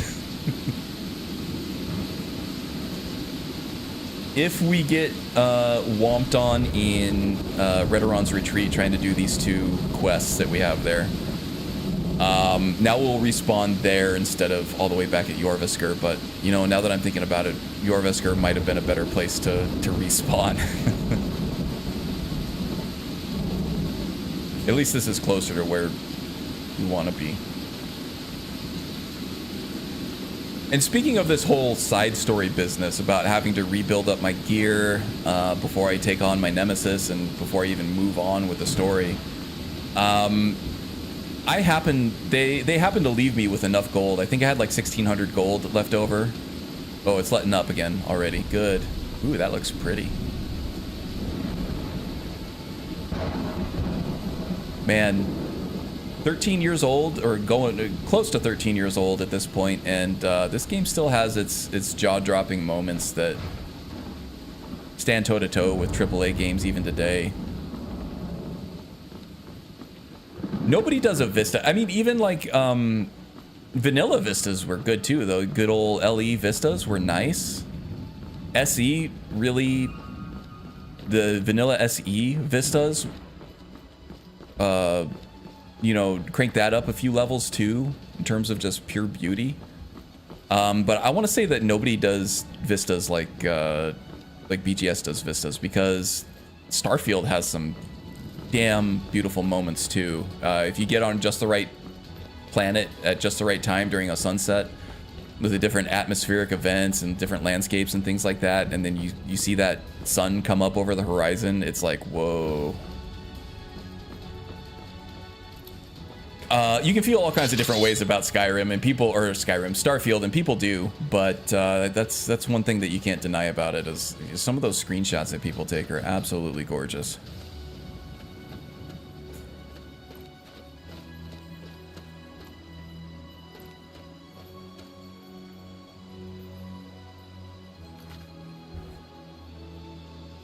Oh, hey, thanks, Magus. Magus is my marketing firm here. Wife's headed home. I'm just gonna let her know that I'm here and streaming.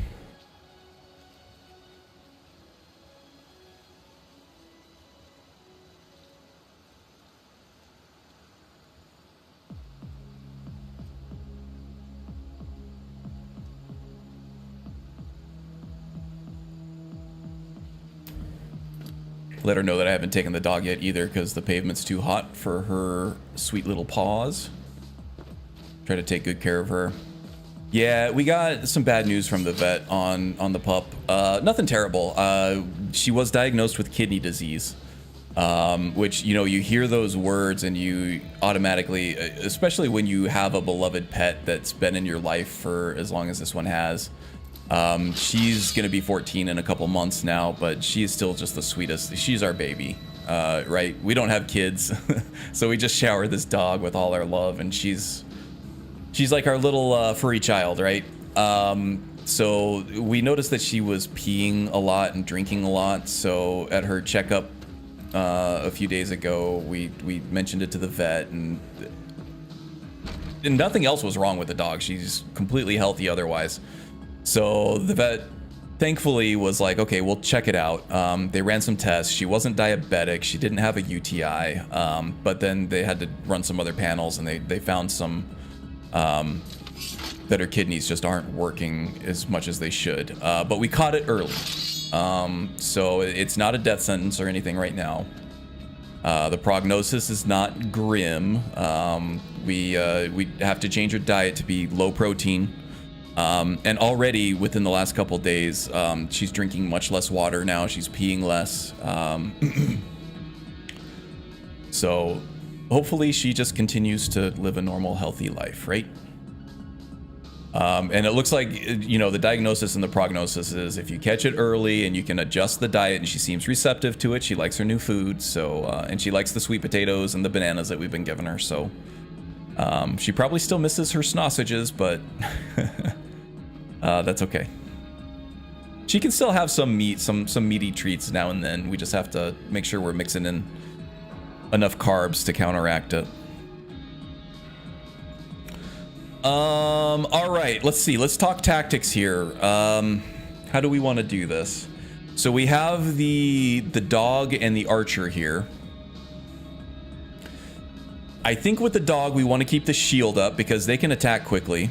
They don't have a whole lot of health though. We should be able to take him out pretty easily with the one-handed sword.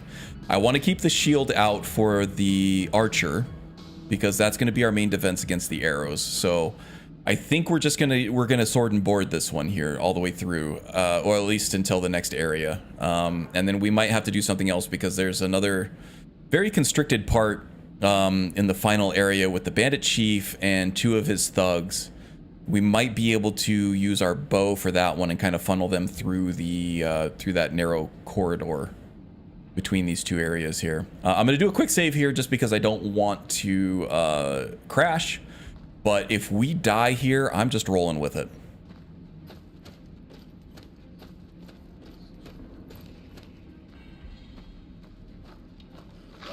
Oh.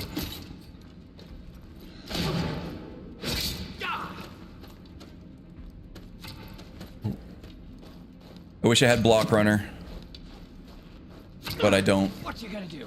Huh? What you gonna do? Oh, that looks so badass.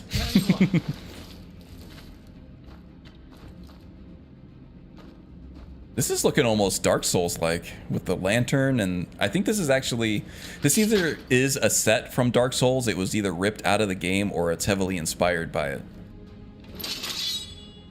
Not gonna say that's a bad thing.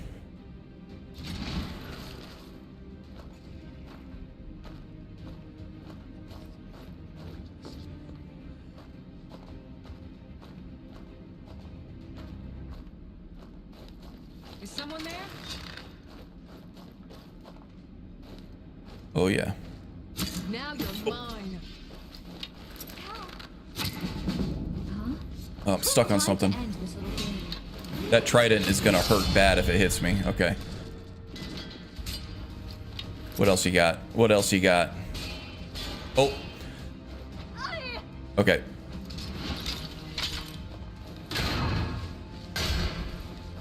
Bandit chief, huh?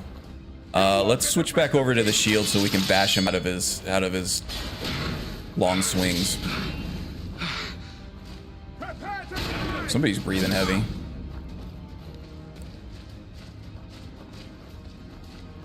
Let's get some more.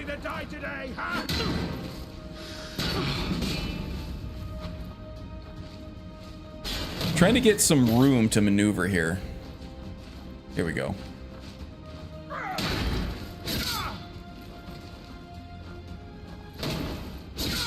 Going for those staggers. Don't want to use up too much of my stamina. Wildcat is very stamina dependent. Oh, he almost got me. He almost got me with that one. I tried to bash him out of the power attack. I was looking for it, but I think I was just a split second too late. Luckily, I got the I got the kill cam out of it. Okay. Brigand Dwemer breastplate. That looks nice. We'll take a look at that. I want to make sure that Nimriel is doing okay though.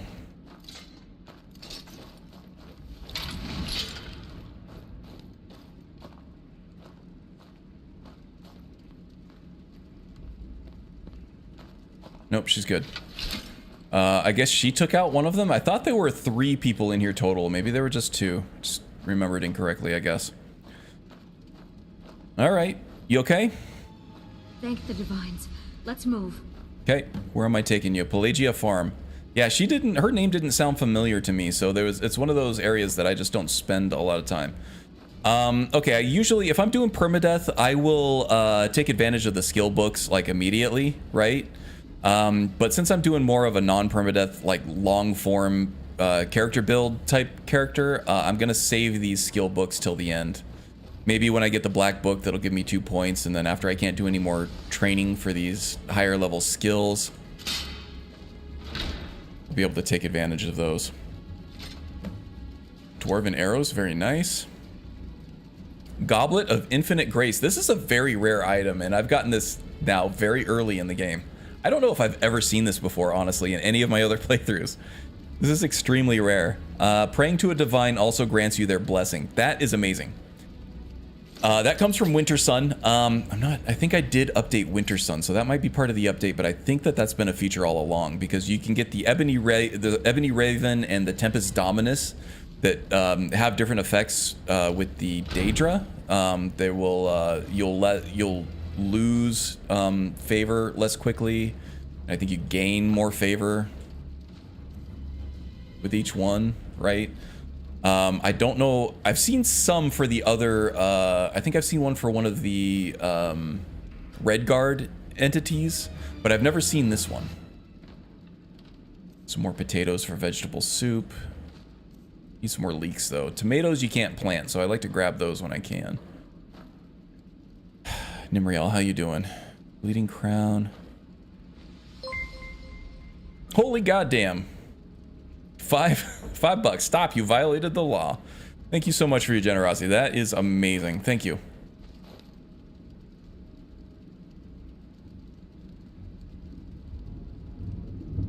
Get the Ebony Raven a fair amount. Yeah, the Ebony Raven, the Daedra ones tend to be more common because, well, you need them more, right?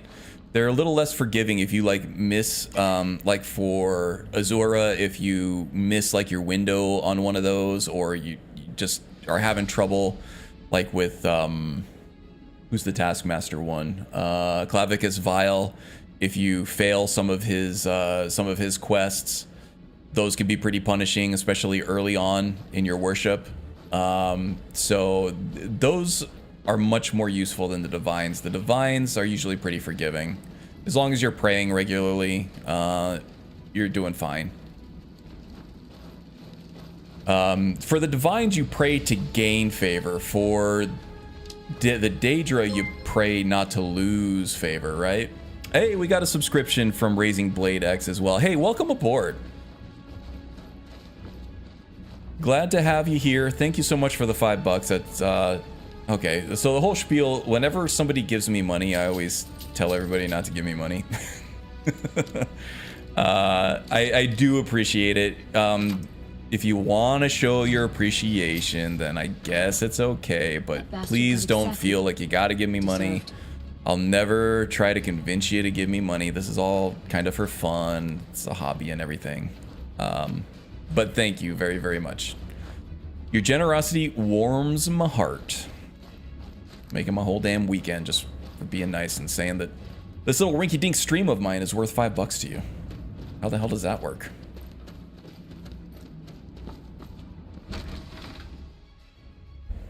Periite is the Taskmaster? Oh, you might. Well, I mean, in terms of game mechanics, Clavicus Vile does...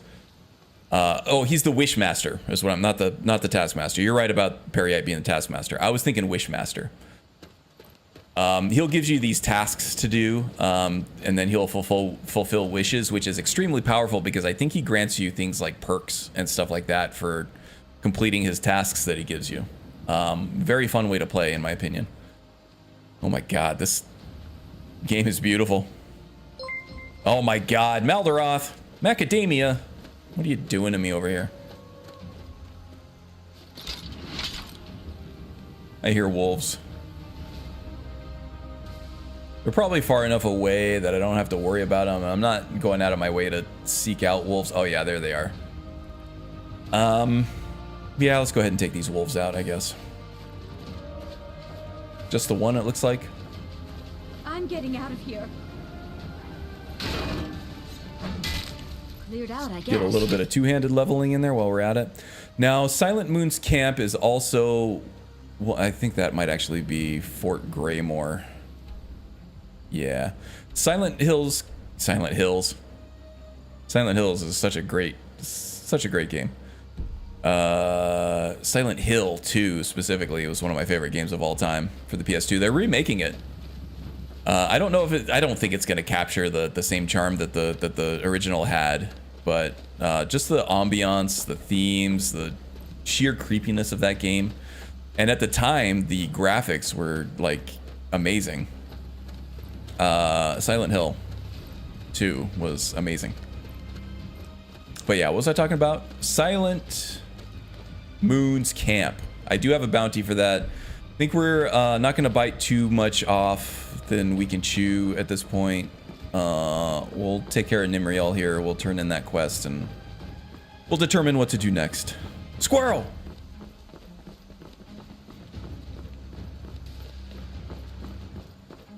I tend to have a little bit of ADD, maybe even ADHD when I stream. I think it's part of the natural condition of the streamer. I'm very focused when I'm not streaming, right? I have attention span for days, but streaming teaches you to lose your attention span really quickly because it's always split between what you're doing on the screen and, you know, something that you're normally very focused on, and then also keeping an eye over on that chat.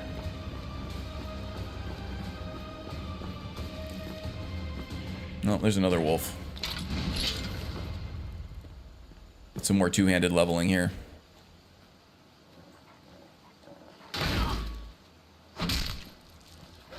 Ah! Was not ready for that.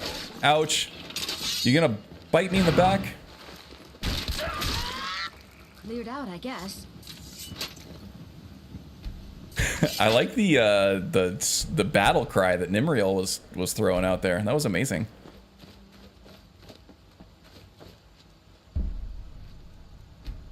I will take these pelts. I'm getting better at it. I am running Hunterborn, but I'm using my own custom settings on it so that it doesn't take time. I'm not really into survival gameplay.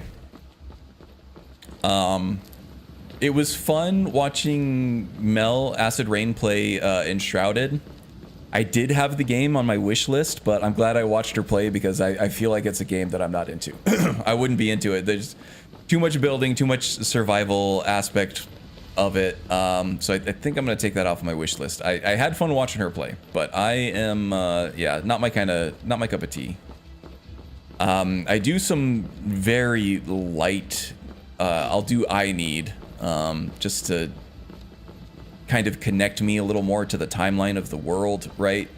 If I'm sleeping every night and I get a little bit of a buff and a little bit of a nerf if I don't do that, and I get a little bit of buff if I'm keeping hydrated and fed, and I get a little bit of a nerf if I'm not, then it remembering to eat and drink and sleep every day kind of puts me into a better roleplay mindset, and it kind of gets that that circadian rhythm, that virtual circadian rhythm going a little better. So were you into Fallout 4 settlement building? I was for a while. I did a lot of settlement building in Fallout 4. I didn't mind it as much as a lot of people, but I feel like if it's optional, and so for Fallout 4 it was cool because I already liked the game. I was already spending hundreds of hours in the game. And after I beat it and everything, I was looking for more things to do. And the next thing that I wanted to do was create like these huge fortifications all over the place with like turrets.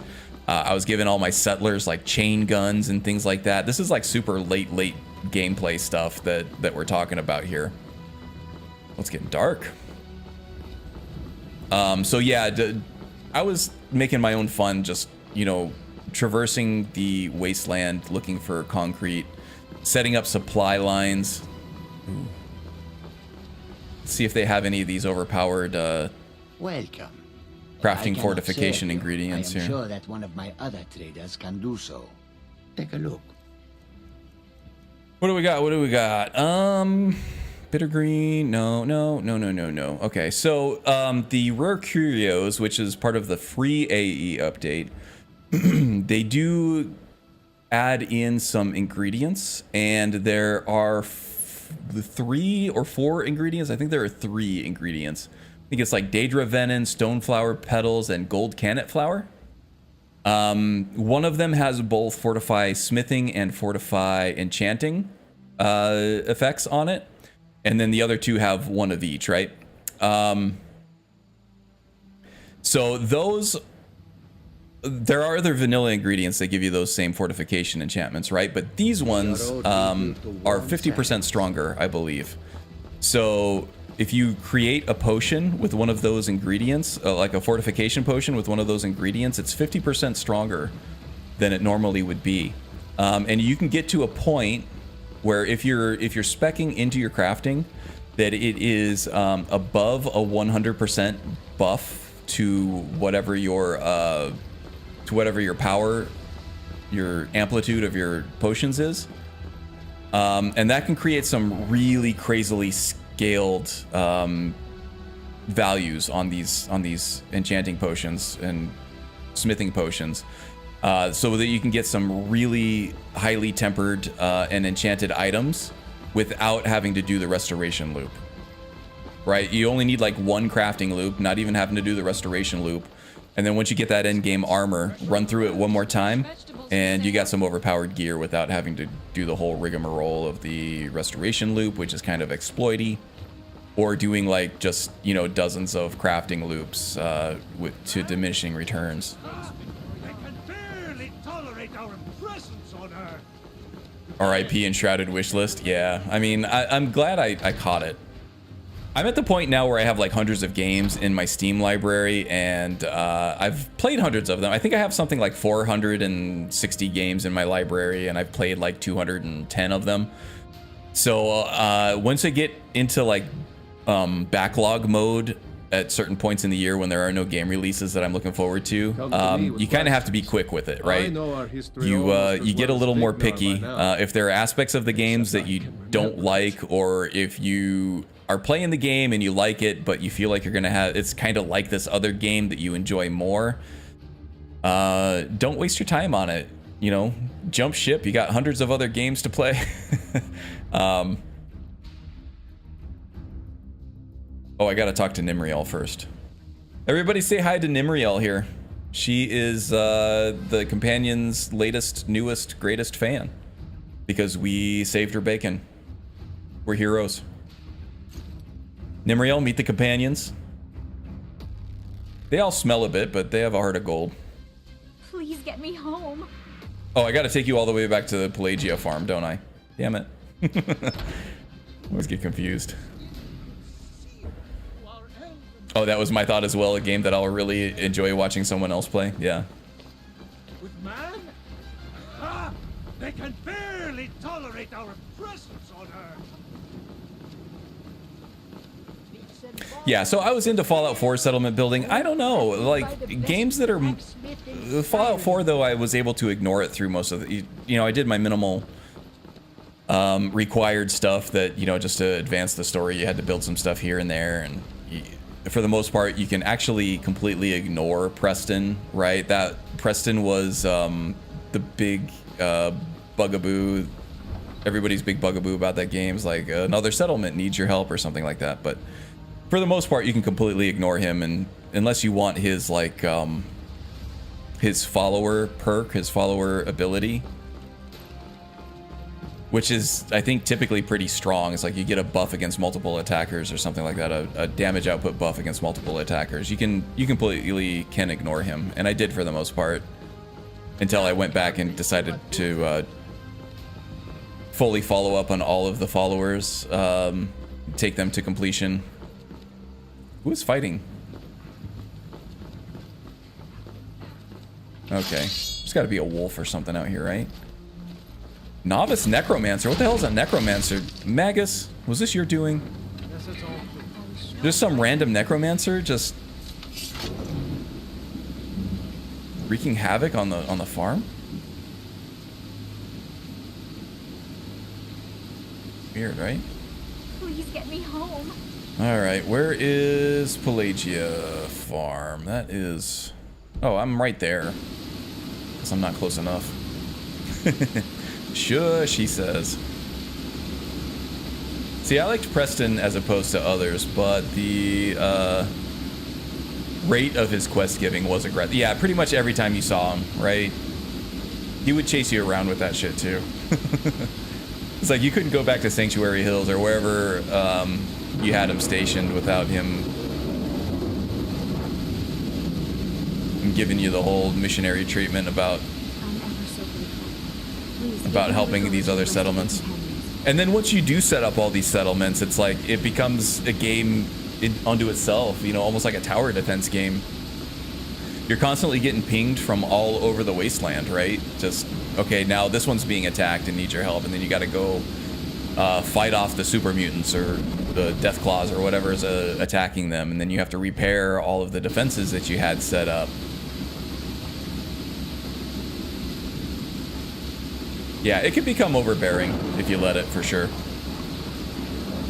But I don't know, I think it was because it was already a BGS game, and it's like, I'll live in a BGS game for hundreds of hours, right? Regardless of what they put in there. See, I don't think that the space exploration mechanic in Starfield is the best thing ever, but that's like not why I'm playing that game, right? They could have done a better job with it. It doesn't do space exploration as well as something like No Man's Sky, but I would say it's by far a better game than No Man's Sky because, or at least I enjoy it more because it is more like an action RPG, where No Man's Sky is all just exploration, and I don't really want to play a game like that personally. I need like character progression and combat, epic storylines and things like that.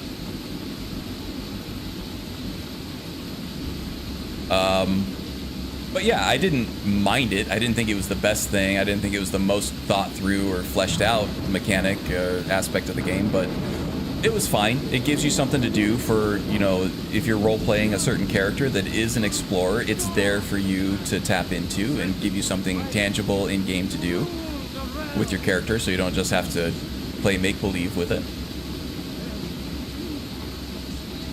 And there's a lot of stuff like that in more modern BGS games, and people really knock those games for including components to their game that aren't completely fleshed out.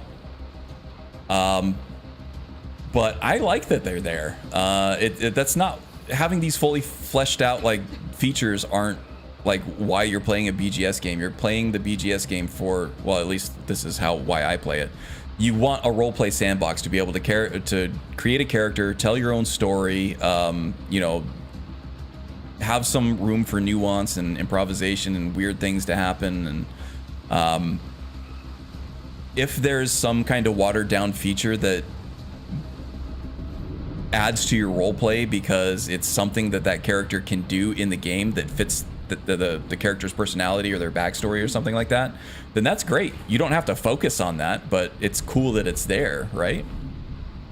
So yeah, Starfield's very divisive, but that's usually just because, you know, the people who really hate the game are focusing on the parts of the game that they hate. The people who really like the game are focusing on the parts of the game that they love. And I don't know.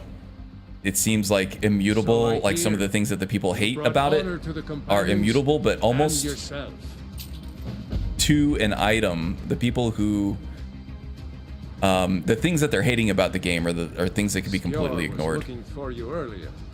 Other than the fact that they just don't like the story, but even the story can be completely ignored. I don't know. You can do your own thing.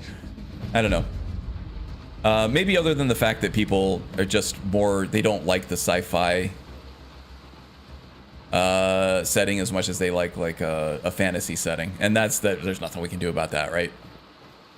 That I get, and I have to grant it to you.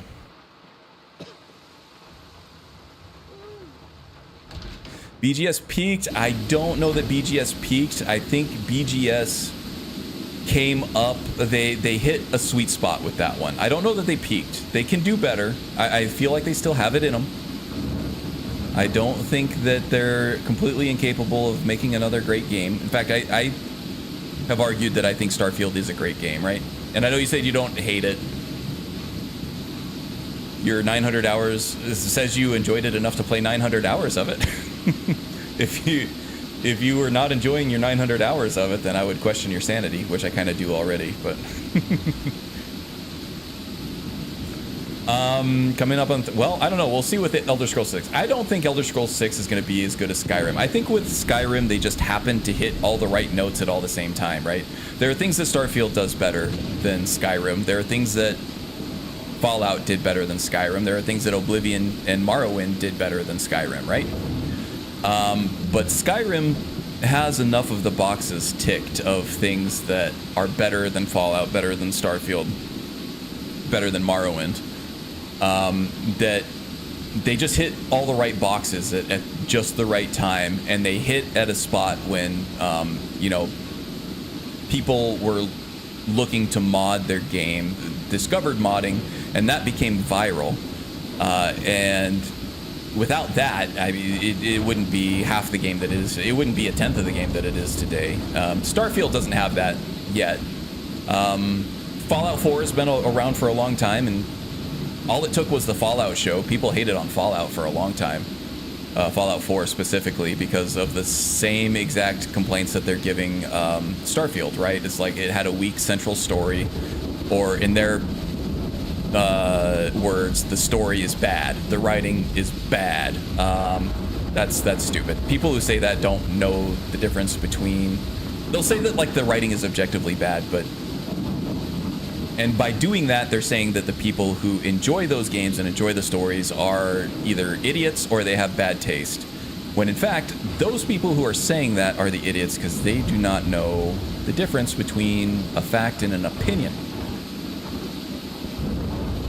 I don't think the writing's bad. I think it's a little weaker and watered down compared to other story-centric games, other character narrative focused games where they get to focus on one central character, and then you can go really deep into the heartfelt stuff. You can have these jaw-dropping oh boy. Great. You can have these jaw-dropping moments. Let's see what the crash log says here. I don't even think I got a crash log for this one. Oh, it did. Okay. It just hasn't updated yet. This is probably just because I'm streaming, and, you know, it gets a little crashy right there in that spot, because that is the spot for frame rate dips and CPU overutilization, and we had all the crap going on with the rain, so I'm thinking this is just a fluke. I don't know what the hell weapon spine is. Barrel lid. Probably more with this. Something was proccing in Wonders of Weather, and the game wasn't ready to handle it.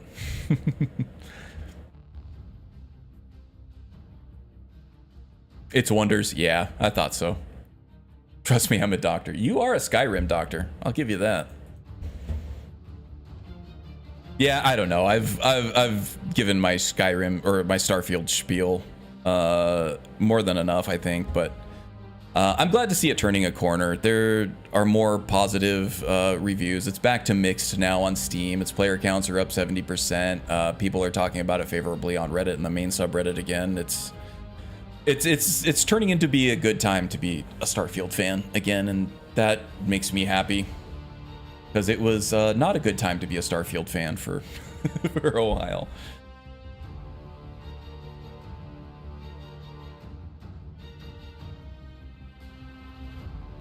Still hate on Fallout.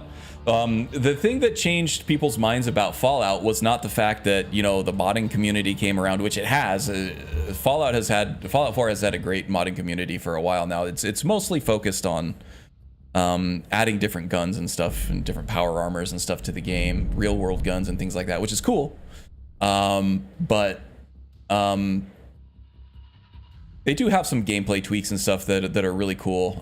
People have been doing cool stuff with Fallout 4 modding, and then the Fallout 4 or Fallout London overhaul complete. It's like the end all of Fallout 4. That's coming out soon, and that's like a testament to the modding community right there. But the thing that changed people's minds on the sentiment of Fallout 4 was not the fact that modding caught up and the game's good now or anything like that. It's the Fallout show, right? It was that Amazon series. Now everybody loves Fallout all of a sudden. The same thing happened with Cyberpunk. I mean, that game had been fixed for a while, and it was a complete mess. Cyberpunk was leagues and leagues and leagues and leagues below Starfield when it came to like how good the release was, right? Starfield was a complete, like, polished game when it came out. Cyberpunk was an incomplete, broken mess. It wasn't just missing features. It was like, it wasn't even, it was barely a full game.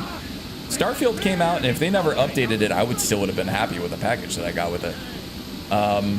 But yeah, what everybody hated on that game, that was every YouTube game hater's wet dream for years, right? The thing that changed everybody's mind on that was the Edge Runners anime series from Netflix. So I feel like all it really takes is some kind of piece of media that gets the world to click with the audience, and once they get that click, then, you know, things are going to be better for that game. I don't think that they have anything planned like that for Starfield. I wish they did, because I think that is a really good game, and the people that don't like it probably just are focusing on the wrong things. The world just isn't clicking for them, or they're just really buying into the negative mob mentality criticisms of the game. It's like, I don't mind the criticisms. I have a lot of the same criticisms about the game as a lot of other people do, the real criticisms anyway. I don't have the same, like, unbridled hate for it that other people do. But I think if there were an Edge Runners or a Fallout series, where the hell am I going? I'm just running around in circles in Whiterun here. If there was like an Edge Runner or Amazon series from Fallout for Starfield, I feel like that would drastically change the opinion on the game, like, overnight. A good game is there. It's just, you know, it just has to be discovered. And like Magus said, it's like, after 900 hours, he's like done with it. It's not Skyrim. That's fine, right? You still got 900 hours out of that game. What other game are you gonna get 900 hours out of besides, you know, Skyrim? There is none. Maybe multiplayer games, if you find something that you really like, that there's an extremely high skill ceiling, or if you're playing like an online live service game that's always constantly adding new content, then yeah, you could, if you like the game enough, you're gonna get 900 hours. But people don't play games for 20 hours. They don't play games for 30 or 40 hours anymore, right? Most AAA games that come out, people put down after, you know, between 10 and 20 hours. They're done with it.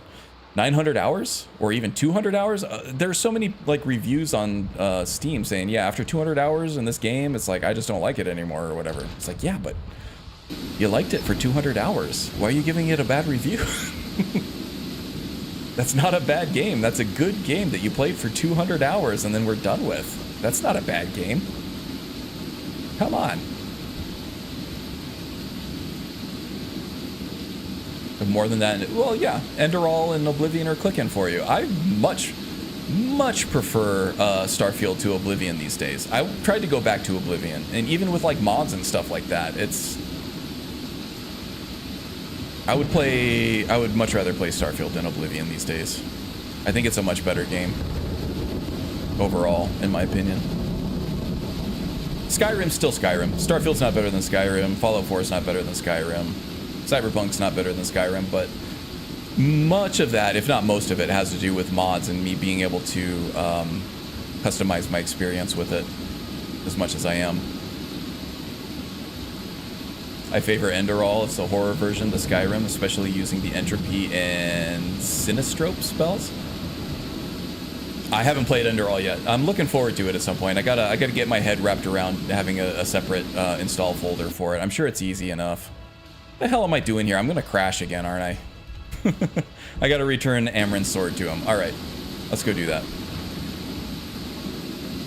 Yeah, I play Starfield over Oblivion as well. Well, I have them both, so, but yeah, I can agree with that. Yeah, I mean, there's a ranking to it, right? Just because Starfield is not as good as Skyrim doesn't mean it's a bad game, or that, you know, BGS has completely lost any ability to make a good game ever again, or, you know, I don't know. I kind of doubt that they're gonna capture that same moment that Skyrim had. It's just it's a much more competitive place with the AAA open world RPGs anymore. You found it. Thank you. There are so many people who would much rather play Father had a favorite sword and Cyberpunk, or shield much technique. rather play Skyrim, or much rather play a Souls-like. Those things didn't exist back when Skyrim came out. Take care, friend. You had a choice between Fallout 3, Oblivion, and Skyrim, and of course you're gonna play Skyrim. Demon Souls came out, but that was a PS3 exclusive, and that was just inaccessible in, you know, many ways, difficulty being chief among them. But that was really it. You had Fable, which was also even more niche than something like Skyrim, or even more niche than something like Demon Souls, I think, at that point. That was an Xbox exclusive. And that's never took off beyond, like, the original one.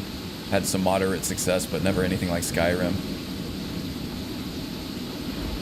So, I don't know. I think people are too hard on Starfield. People are too hard on the people who like Starfield.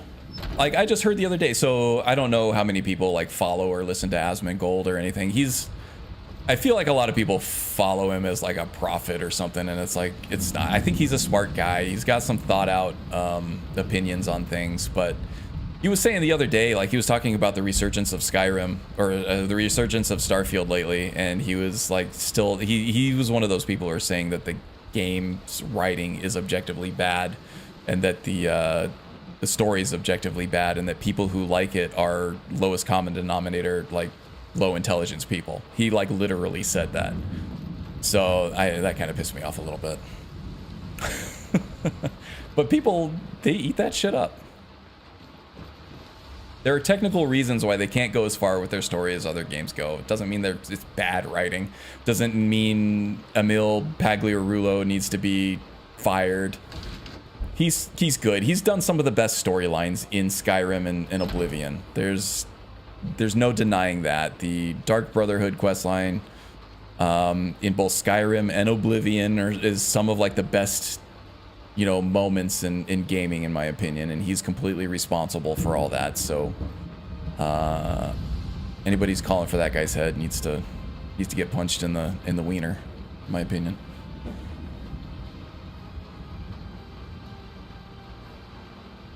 He seems kind of cringe. Yeah, he can be. Well, I mean, anybody who lives for video games is going to be kind of cringe.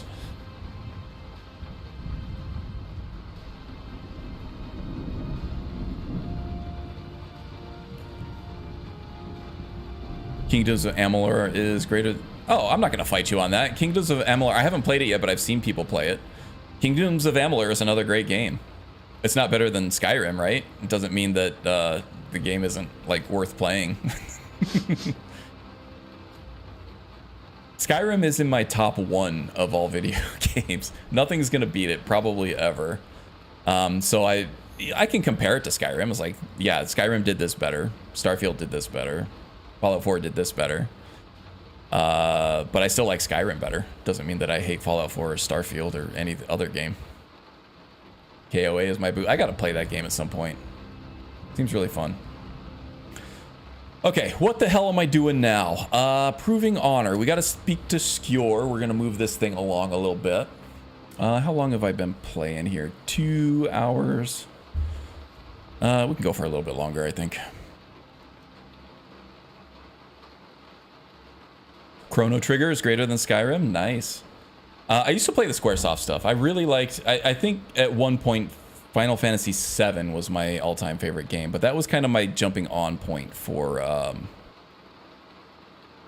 Squaresoft games.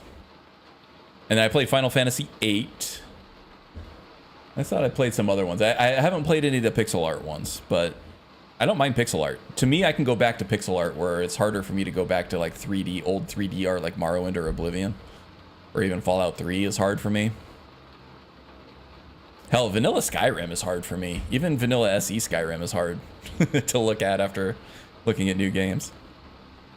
Final Fantasy X up and lost me. Yeah, that had some really mainstream success, but a lot of diehard Final Fantasy fans were not happy with that one.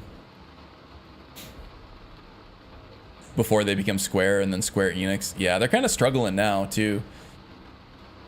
Their recent releases were pretty good though. I played a little bit of the Final Fantasy VII remake, and that was really good. I still need to go back to it and finish it, but that is one of them that I played off of my backlog, and do plan on going back to. Stories were fantastic. Yeah, some of the stories were great.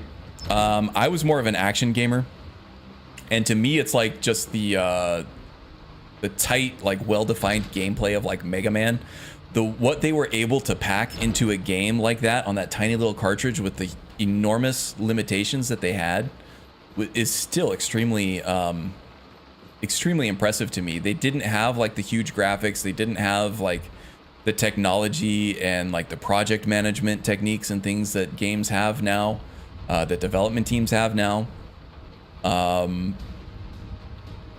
But they were able to make up with all those limitations, from all those limitations, with just this pure, joyous gameplay design that's just complete genius, right? There's this gameplay loop. The challenges are tuned just right so that you can replay it and get better at it. And when you were good at it, you felt like a genius or a juggernaut.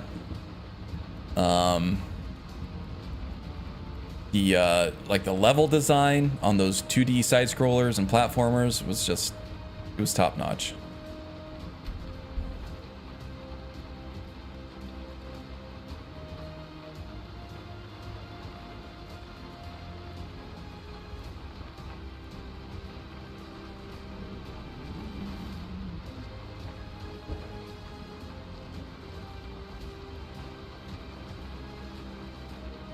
Re-Reckoning is just KOA with better graphics. Yeah. Crafting in KOA is your biggest gripe? Yeah, I don't even know anything about it. Is it like tedious or what's going on there? It's not enough of it. How are the needs doing here? Jack and Daxter was deep. I laughed, I cried, I made waffles. I haven't played Jack and Daxter yet either. I feel like I can get that on the PlayStation Store or something though. Play a ported version of it. I do have Ratchet and Clank, which I always, in my brain for some reason, I always lump that in with Jack and Daxter. Same kind of vibes. I have the PS5 game that I have yet to play yet. Alright. Yeah, old video games. That's some good stuff. Let's go to the inn and get some food. Actually, I'm probably, well, we'll just have a boiled cream treat here. That's a lot of cheese to eat. Yeah, we'll take some bread. Break off a piece of this cheese. There we go.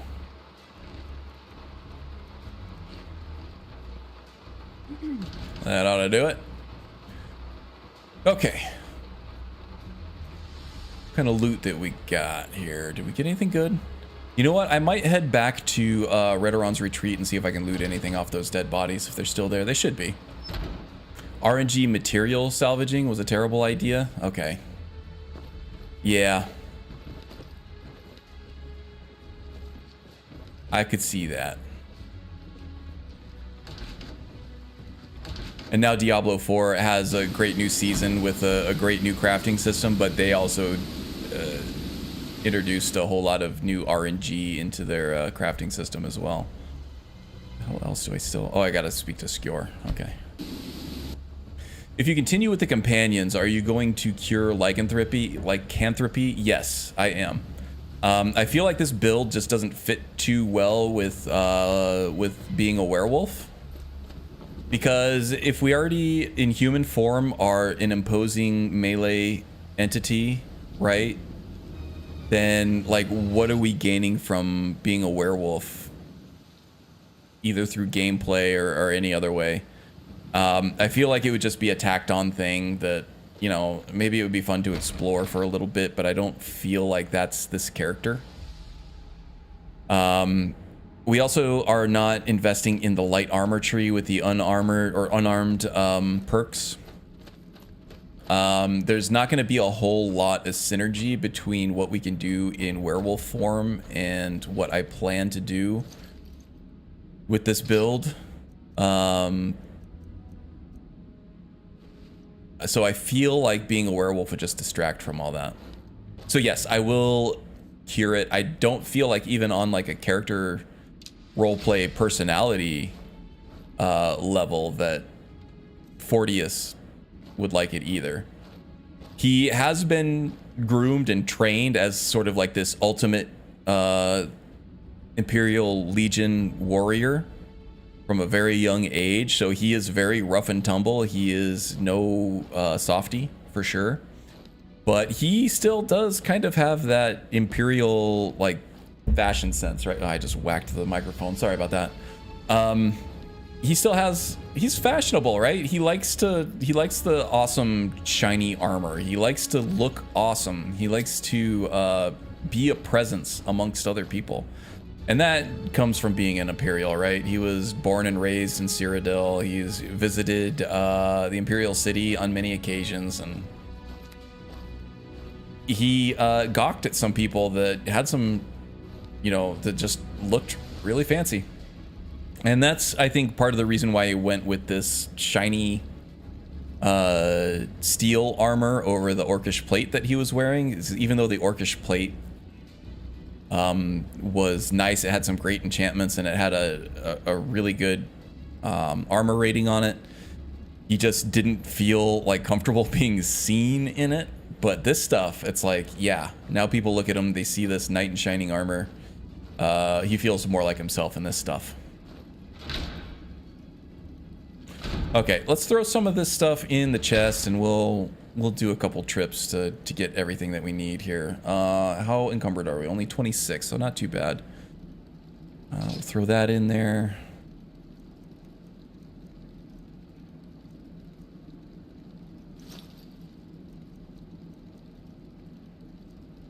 Okay, we'll come back for the heavy stuff.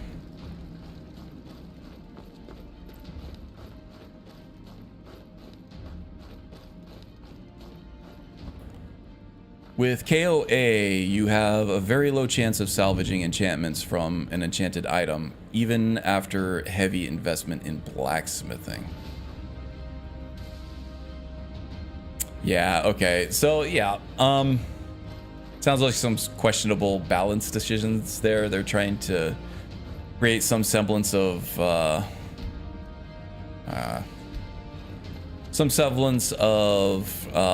like a evenly spread difficulty curve across these many different game systems, right? And that's usually why developers do that. But especially for like single player games, BGS is very guilty of this in like all of their games. It's like caring a little too much about difficulty balance, I think, right? Who in this day and age is playing Skyrim for its balanced difficulty, right? I'm not. I'm playing it for, you know, the wacky character concepts that I can come up with and flesh out and like mod it to where I can like make the character act and fight and live the way I envision him doing all that stuff, right? And if that means, you know, having perks that make enemies blow up into cheese and maybe it makes it a little too easy because that enchantment is available too early on in the game. I don't care. I really don't care. As long as it's not stupid broken easy to where you can close your eyes, walk into like a bandit den on legendary difficulty and just start mashing a button and kill everybody without even trying. Then yeah, I don't really care. We can tweak things with mods however we like. I gotta sell this shit off, don't I? So I personally don't think that BGS and a lot of other single player action RPG games should care as much about balance as they do. Multiplayer online live service games, yeah, you kind of gotta like Diablo 4 is and things like that, and MMOs, you do have to care about that a little bit more. Skyrim, Todd, let us cook, right? Let us blast. What can I do for you? The finest weapons and armor. What am I selling? I just I don't have anything to sell now that I got rid of the heavy stuff. Whale shit. Good. What is weighing me down so much? It's just my damn arsenal. Out there. How's it going? Looking to protect yourself? I have some capes and or stuff deal that I don't some really damage? need. I can't sell her those though. Crafting materials, I do need to Don't save. forget to check inside the shop if you need anything.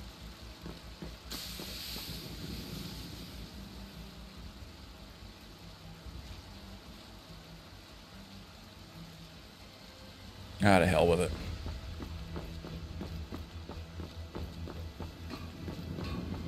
Skyrim is a perfectly balanced game, and don't let anyone tell you otherwise. Yeah. Yeah. All right, let's head up to Farengar. We'll sell off our non-warrior type things, and we'll hit Danica on the way back. Belethor, Elethor. Embrace the word And then we'll head of back mighty to Thanos, Redoron's retreat. He who is both man and Sorry y'all are just watching me like loot this cave and fast travel back and forth and just sell stuff off. Inventory management.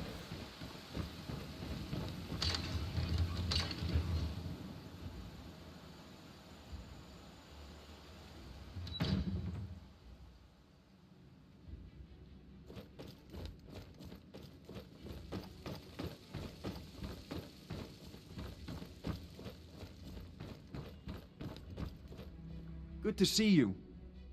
Take a look. All right, what can we sell here? Wow, these are heavy, huh? I'm keeping them around for the magic resistance. These are, it's only 10 and 15% magic resistance though. It's not a ton. Still, it could be the difference between life and death. Let's get rid of the frost one. The magic is only 5% less frost protection anyway. Ooh, that's pricey. Linen cape will keep.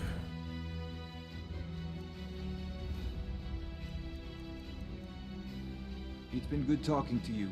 Screw the story. Inventory management. That's the real power in Skyrim. Yeah, well, that's what you end up spending a lot of your time doing, right? Isn't Diablo 4 pretty much the same thing? As...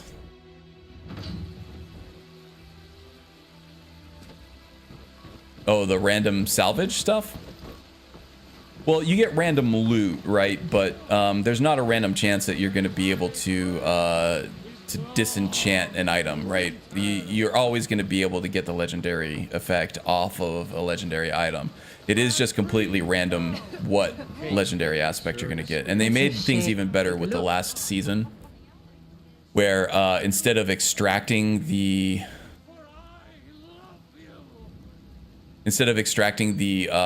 the legendary aspect and putting it in your storage somewhere to apply to a different item at some point. All you do is you temper, or you scrap that item, and then it gets put in your codex at that value of whatever the level of that legendary aspect was. So you don't have to keep aspects anymore. It just stores it for you in your codex automatically, which is a great change. It's an outstanding change, in my opinion. Belethor, let's see, how are we doing here? 282, that's enough. Should be able to grab at least one more thing. No, fast traveling, looting, and inventory management is what I was talking about. Yes, yes, and yes. Although, yes, with the changes that they made this season, it is much, much less inventory management than it was before. Anymore, when I do a dungeon dive, I might have 2 or 3 or 4 legendary items that I have to take a quick look at. But I don't have to study it. I don't have to compare it against anything else, really. I just have to decide whether or not I want to keep it or sell it. And most of the time I just sell it, and it takes about 10 seconds out of my time, and I move on with my day. That was like probably the greatest improvement that they made to this season. Very nice. Thank you, Blizzard. All right, speaking of comparing gear, what do we have here? I don't think that I'm going to get nearly as much out of the Brigand Dwemer say that 10 times fast. Brigand Dwemer breastplate as I am the steel armor that I have right now, just because I don't have the tempering buff for dwarven armor yet. And I think I like the silver color on this more than the gold, although I don't think that Fortius here would be opposed to the shiny gold either. Although, as a tanky warrior, I think he appreciates something with pauldrons on it as opposed to something without pauldrons on it. So, in terms of pure roleplay, oh, this is just not even worth bringing back. I'm going to get like 50 gold out of that. The Dwarven Greatsword might be a little more useful than that Steel Mace I have, though. Let's see. Steel Long Mace Exquisite at 62 against the Dwarven Greatsword at 48. The Mace is tempered. It has an enchantment on it. Yeah, I'm barely going to get it. It was completely useless coming back here. I could just leave that stuff here. I'm fine. On second thought, let's not worry about it. Okay, so what's next? I gotta go talk to Skjor. Actually, this cloak might be worth picking up. Yeah, I can sell that. Very nice.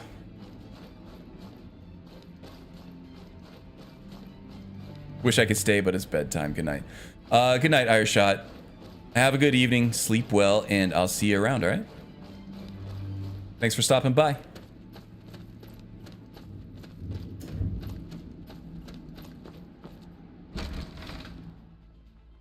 Okay, we also should level up. I was gonna save my septums because we did get the letter from the Jarl of Falkreath, right? Jarl Sleesgear. We got the letter from him, so once we get $5,000, we can start with the Hearthfire home, and then once we get that Hearthfire home built, we can start planting ingredients. I can harvest paralysis poisons or, you know, other potions that I can just sell off for money. That was going to be my next priority with this, or at least with my money. I think now, though, I might be spending it on training so that I can buff myself up and level myself up to the point where I'm taking on, what's his name? Fire-8? Fear-8? What's my Nemesis' name? Fury-8. The Thorny. Fury-8 the Horny. Let's see. Our encumbrance is fine. I don't think it's going to get much better. I do have a lot of ingredients. I need to go through here and just craft the things that, the potions that are useful to me and get those effects discovered. But I think what I can do now, instead of going to talk to Skjor, I can go take on this bounty at Silent Hills Camp. So let's take that on. Let's do that now. And that will, I think that'll cap off the stream.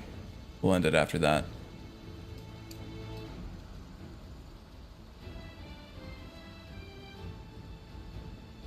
Where the hell is that bounty? Bandit leader at Silent Moon's camp. All right, let's do this. Hopefully we don't die again. Oh, bright day. Beautiful day, actually.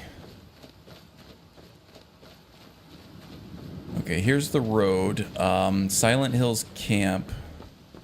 Silent Hills. I'm doing it again. Silent Moon's camp is over this way.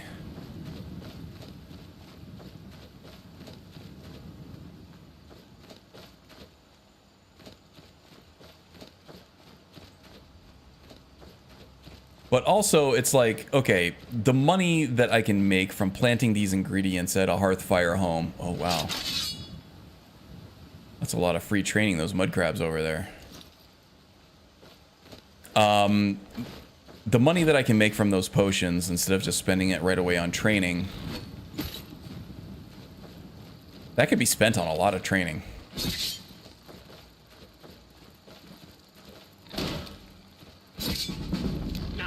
I'm not gonna die to a damn mud crab, not with Shadows of Skyrim. Oh my god, that did take a chunk. Oh boy. Come on, you spiny bastards. Okay. Trying to flank me. I don't think Wildcat touches wildlife AI, does it? That would be more something like Skytest would do. Oh, geez, flanked me. Stamina's looking good, though. Let's see if we can split them. Here we go. Okay, just keep taking pot shots.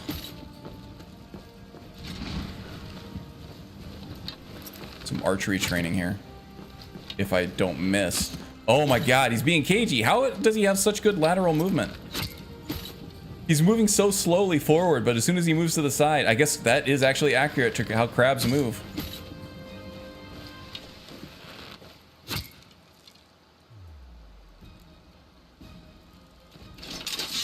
All right, Pinchy. Was that all of them? That was way more uncomfortable than I would have liked. Oh, jeez. I also confuse it for halted stream. I always say halted steam, too, for whatever reason. But it is halted stream, which makes more sense than halted steam.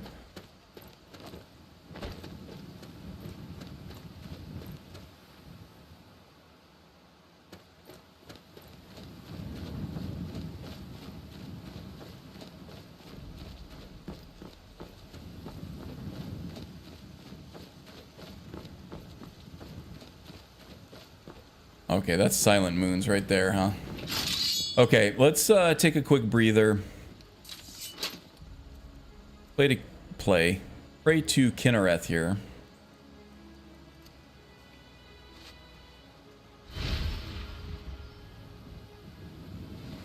It's nice that we get free a free blessing when we pray too with that item. Man, I've played Winter Sun for hundreds of hours and I've never seen that. That's awesome. Okay, so let's see here. I think there's a mage tending the fire, tending the roasting pit. There is an archer at the little like hut outside of Silent Moon's camp. There's another sentry. I think is just a regular like warrior type outside of the door to the inside of it. Further up the hill, in the forge area, the full moon forge or whatever they call it. I think there are at least 2 enemies, probably 3. Including 1 archer and a mage, I think. So we gotta be careful about that. I think the order of operation here is gonna be the archer in the hut, as long as they're not chasing wildlife around. We're gonna take him or her out first. And then we're gonna concentrate on the mage. The mage is gonna be important, so we're probably gonna have to put on our cheesy non-physics cloak here. Still looks good. It just doesn't move like a real cloak. Whatever. So that'll give us a little bit of defense against their attacks. So we're going to take them out, and then hopefully we can take them out quickly and then focus our attention on the warrior after that. And then we'll have to reestablish a strategy and some tactics for dealing with the forge area. Where is this little hut at? There it is.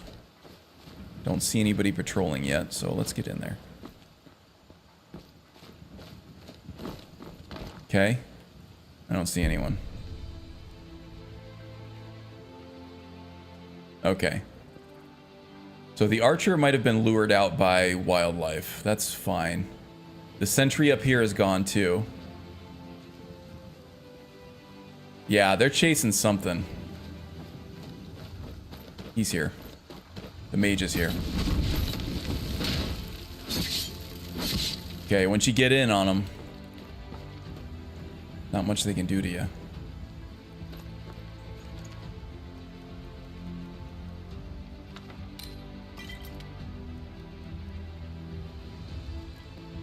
Oh, another mage. Okay, get in. Just get in real fast. Oh, it's an outlaw. Is he dead? I think he's just injured. Nope, he's dead. Okay. 4Gs.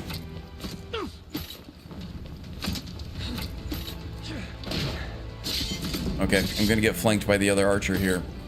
It's fine, okay. You're not doing too much damage. The armor's holding up pretty well. I love it. Man, the new sword. Working wonders.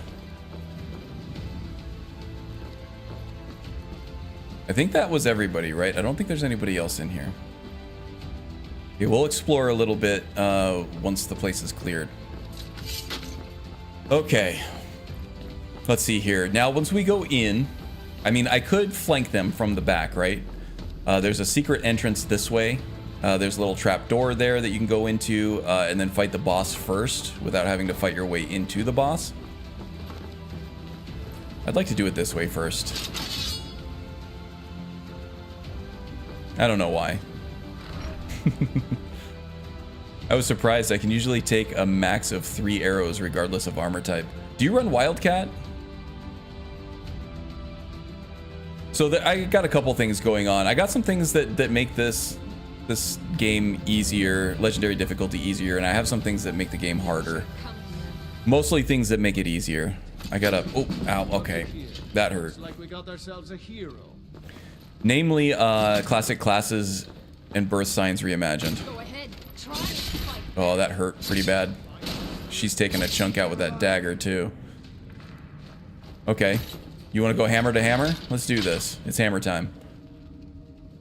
Oh, he's got some reach on that thing, too. My armor's better. I hit a little harder, too. Yikes. Okay. Let's get the shield back out.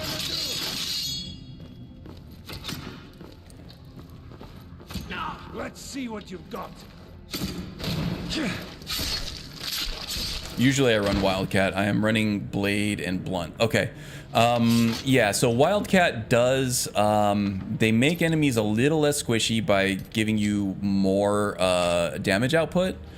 It just keeps the pace of the flow of combat a little quicker paced.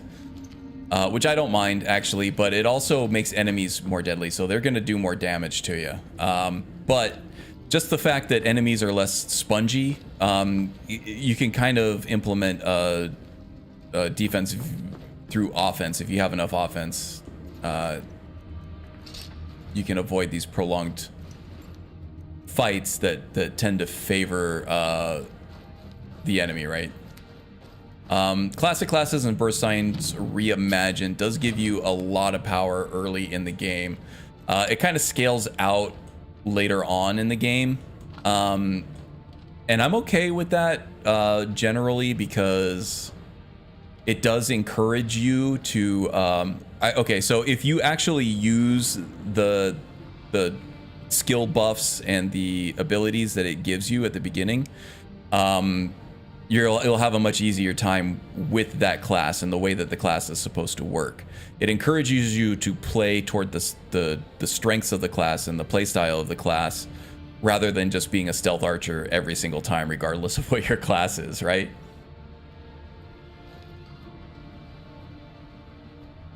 Know your enemy is one of the minis that, yeah, that's on my list to add, because I'm at the point now where I think I'm ready to start adding in some more difficulty, especially in terms of enemy overhauls. And know your enemy, things like know your armor and things like that. That is something that I can look into. And it is on my list. I have to add it, play test it, and tweak it in ways that make sense to me, right? But that probably won't be for a little while yet.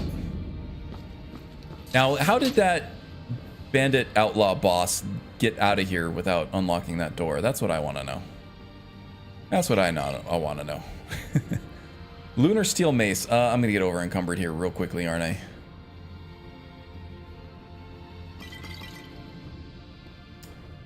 I don't think that this is going to outdo my sword, even without an enchantment.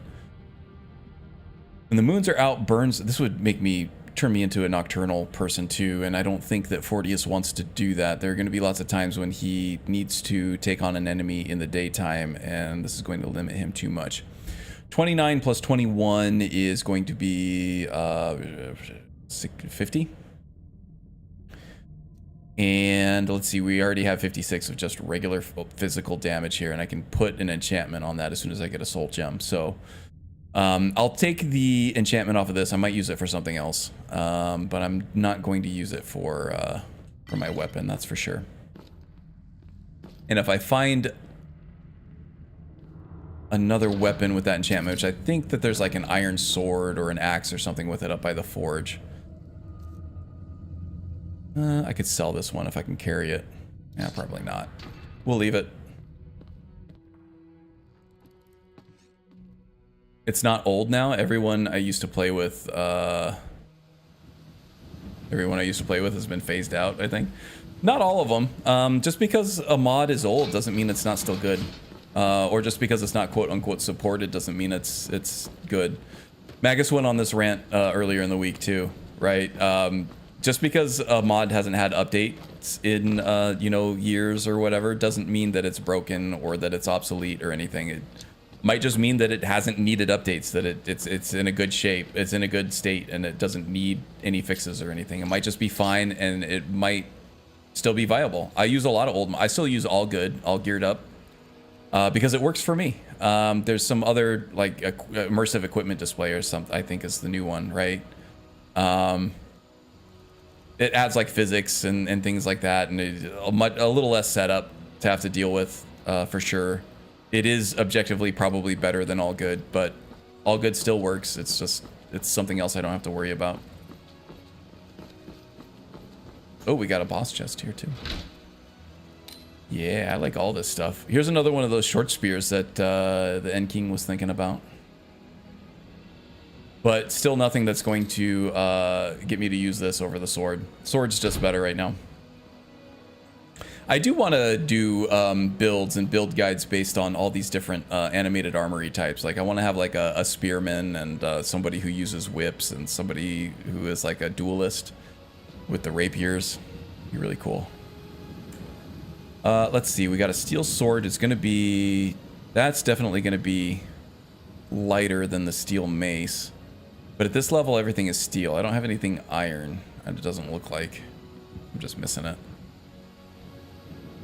Iron's a little lighter than steel in this game.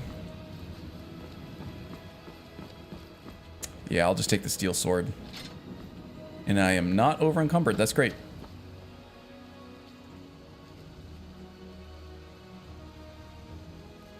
Skyrim revamped. Complete enemy overhaul. Cercio. Enemy re-evolution of Skyrim for clarification. So many acronyms. Oh, that's instead of Know Your Enemy? Oh, no, yeah, that's on top of Know Your Enemy. Great. Gears Master 3. I've been here before, Maldorouth, but I watch Skyrim streamers all the time. Irishot's Discord brought me here tonight, though. Oh, awesome. I don't even think I'm on Irishot's Discord. That's awesome. I'm glad to know that she's looking out for your boy. I'm an Irishot fan. That's awesome. Okay. She also usually has more viewers than I do, so it's good to know that she's promoting my stuff. Well, welcome aboard. Glad to have you. Absolutely. Okay, so I just have to turn in this quest now. I think that pretty much about does it for me, guys. We're running about 250. I usually stream for about 3 hours. We're at about 2 hours and 50 minutes here, and I think we're at a good stopping point here regardless. Let me go ahead and save this. So thanks for joining me. It's not my normal time slot. I'm usually, 8 hours ahead before this, but yeah, I had some social things going on today that I had to do, helping some loved ones celebrate their birthday. So yeah, was a little late today. Didn't want to go 2 weeks without a stream though, so yeah, I decided to stream a little late, and I'm glad you all could join me in my off time slot stream here. It was kind of nice. I'd like to, when I have like an evening where maybe the wife isn't around or I don't have anything else going on, maybe do some more pop-up streams here and there. I don't know. It's fun. It's easy to set up. It's not a whole lot of work.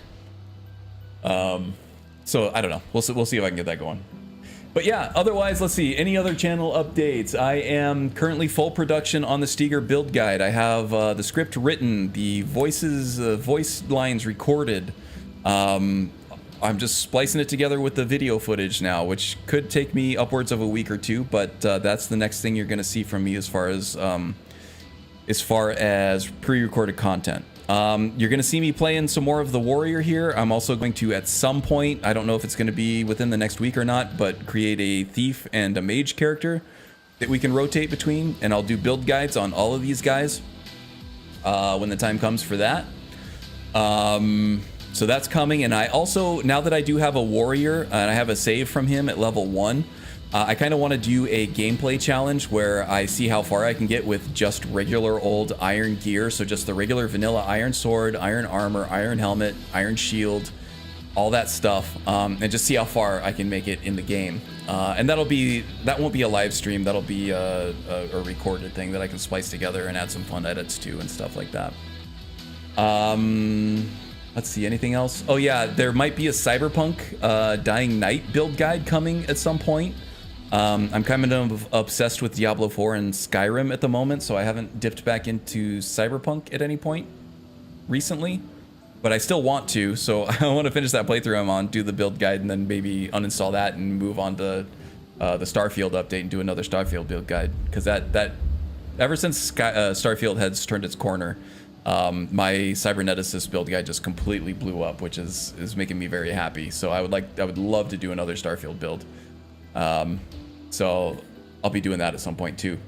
But that's what I got in my pipeline. So thank you all again for joining me. If you liked this content, there's more like it. Just click around in the links below. Magus80 streams on Twitch. Acid Rain streams on Twitch. Strudel has fanfic writing that if you like to read fantasy stuff, great stories there. The Wind was in here earlier. She's got a link to her Twitch channel below, and you'll see all the, well, a lot of the usual customers, a lot of the same people you saw there, you'll see here, or that you've seen here, you'll see there. We're a tight-knit community here. Need friends. Sounds good.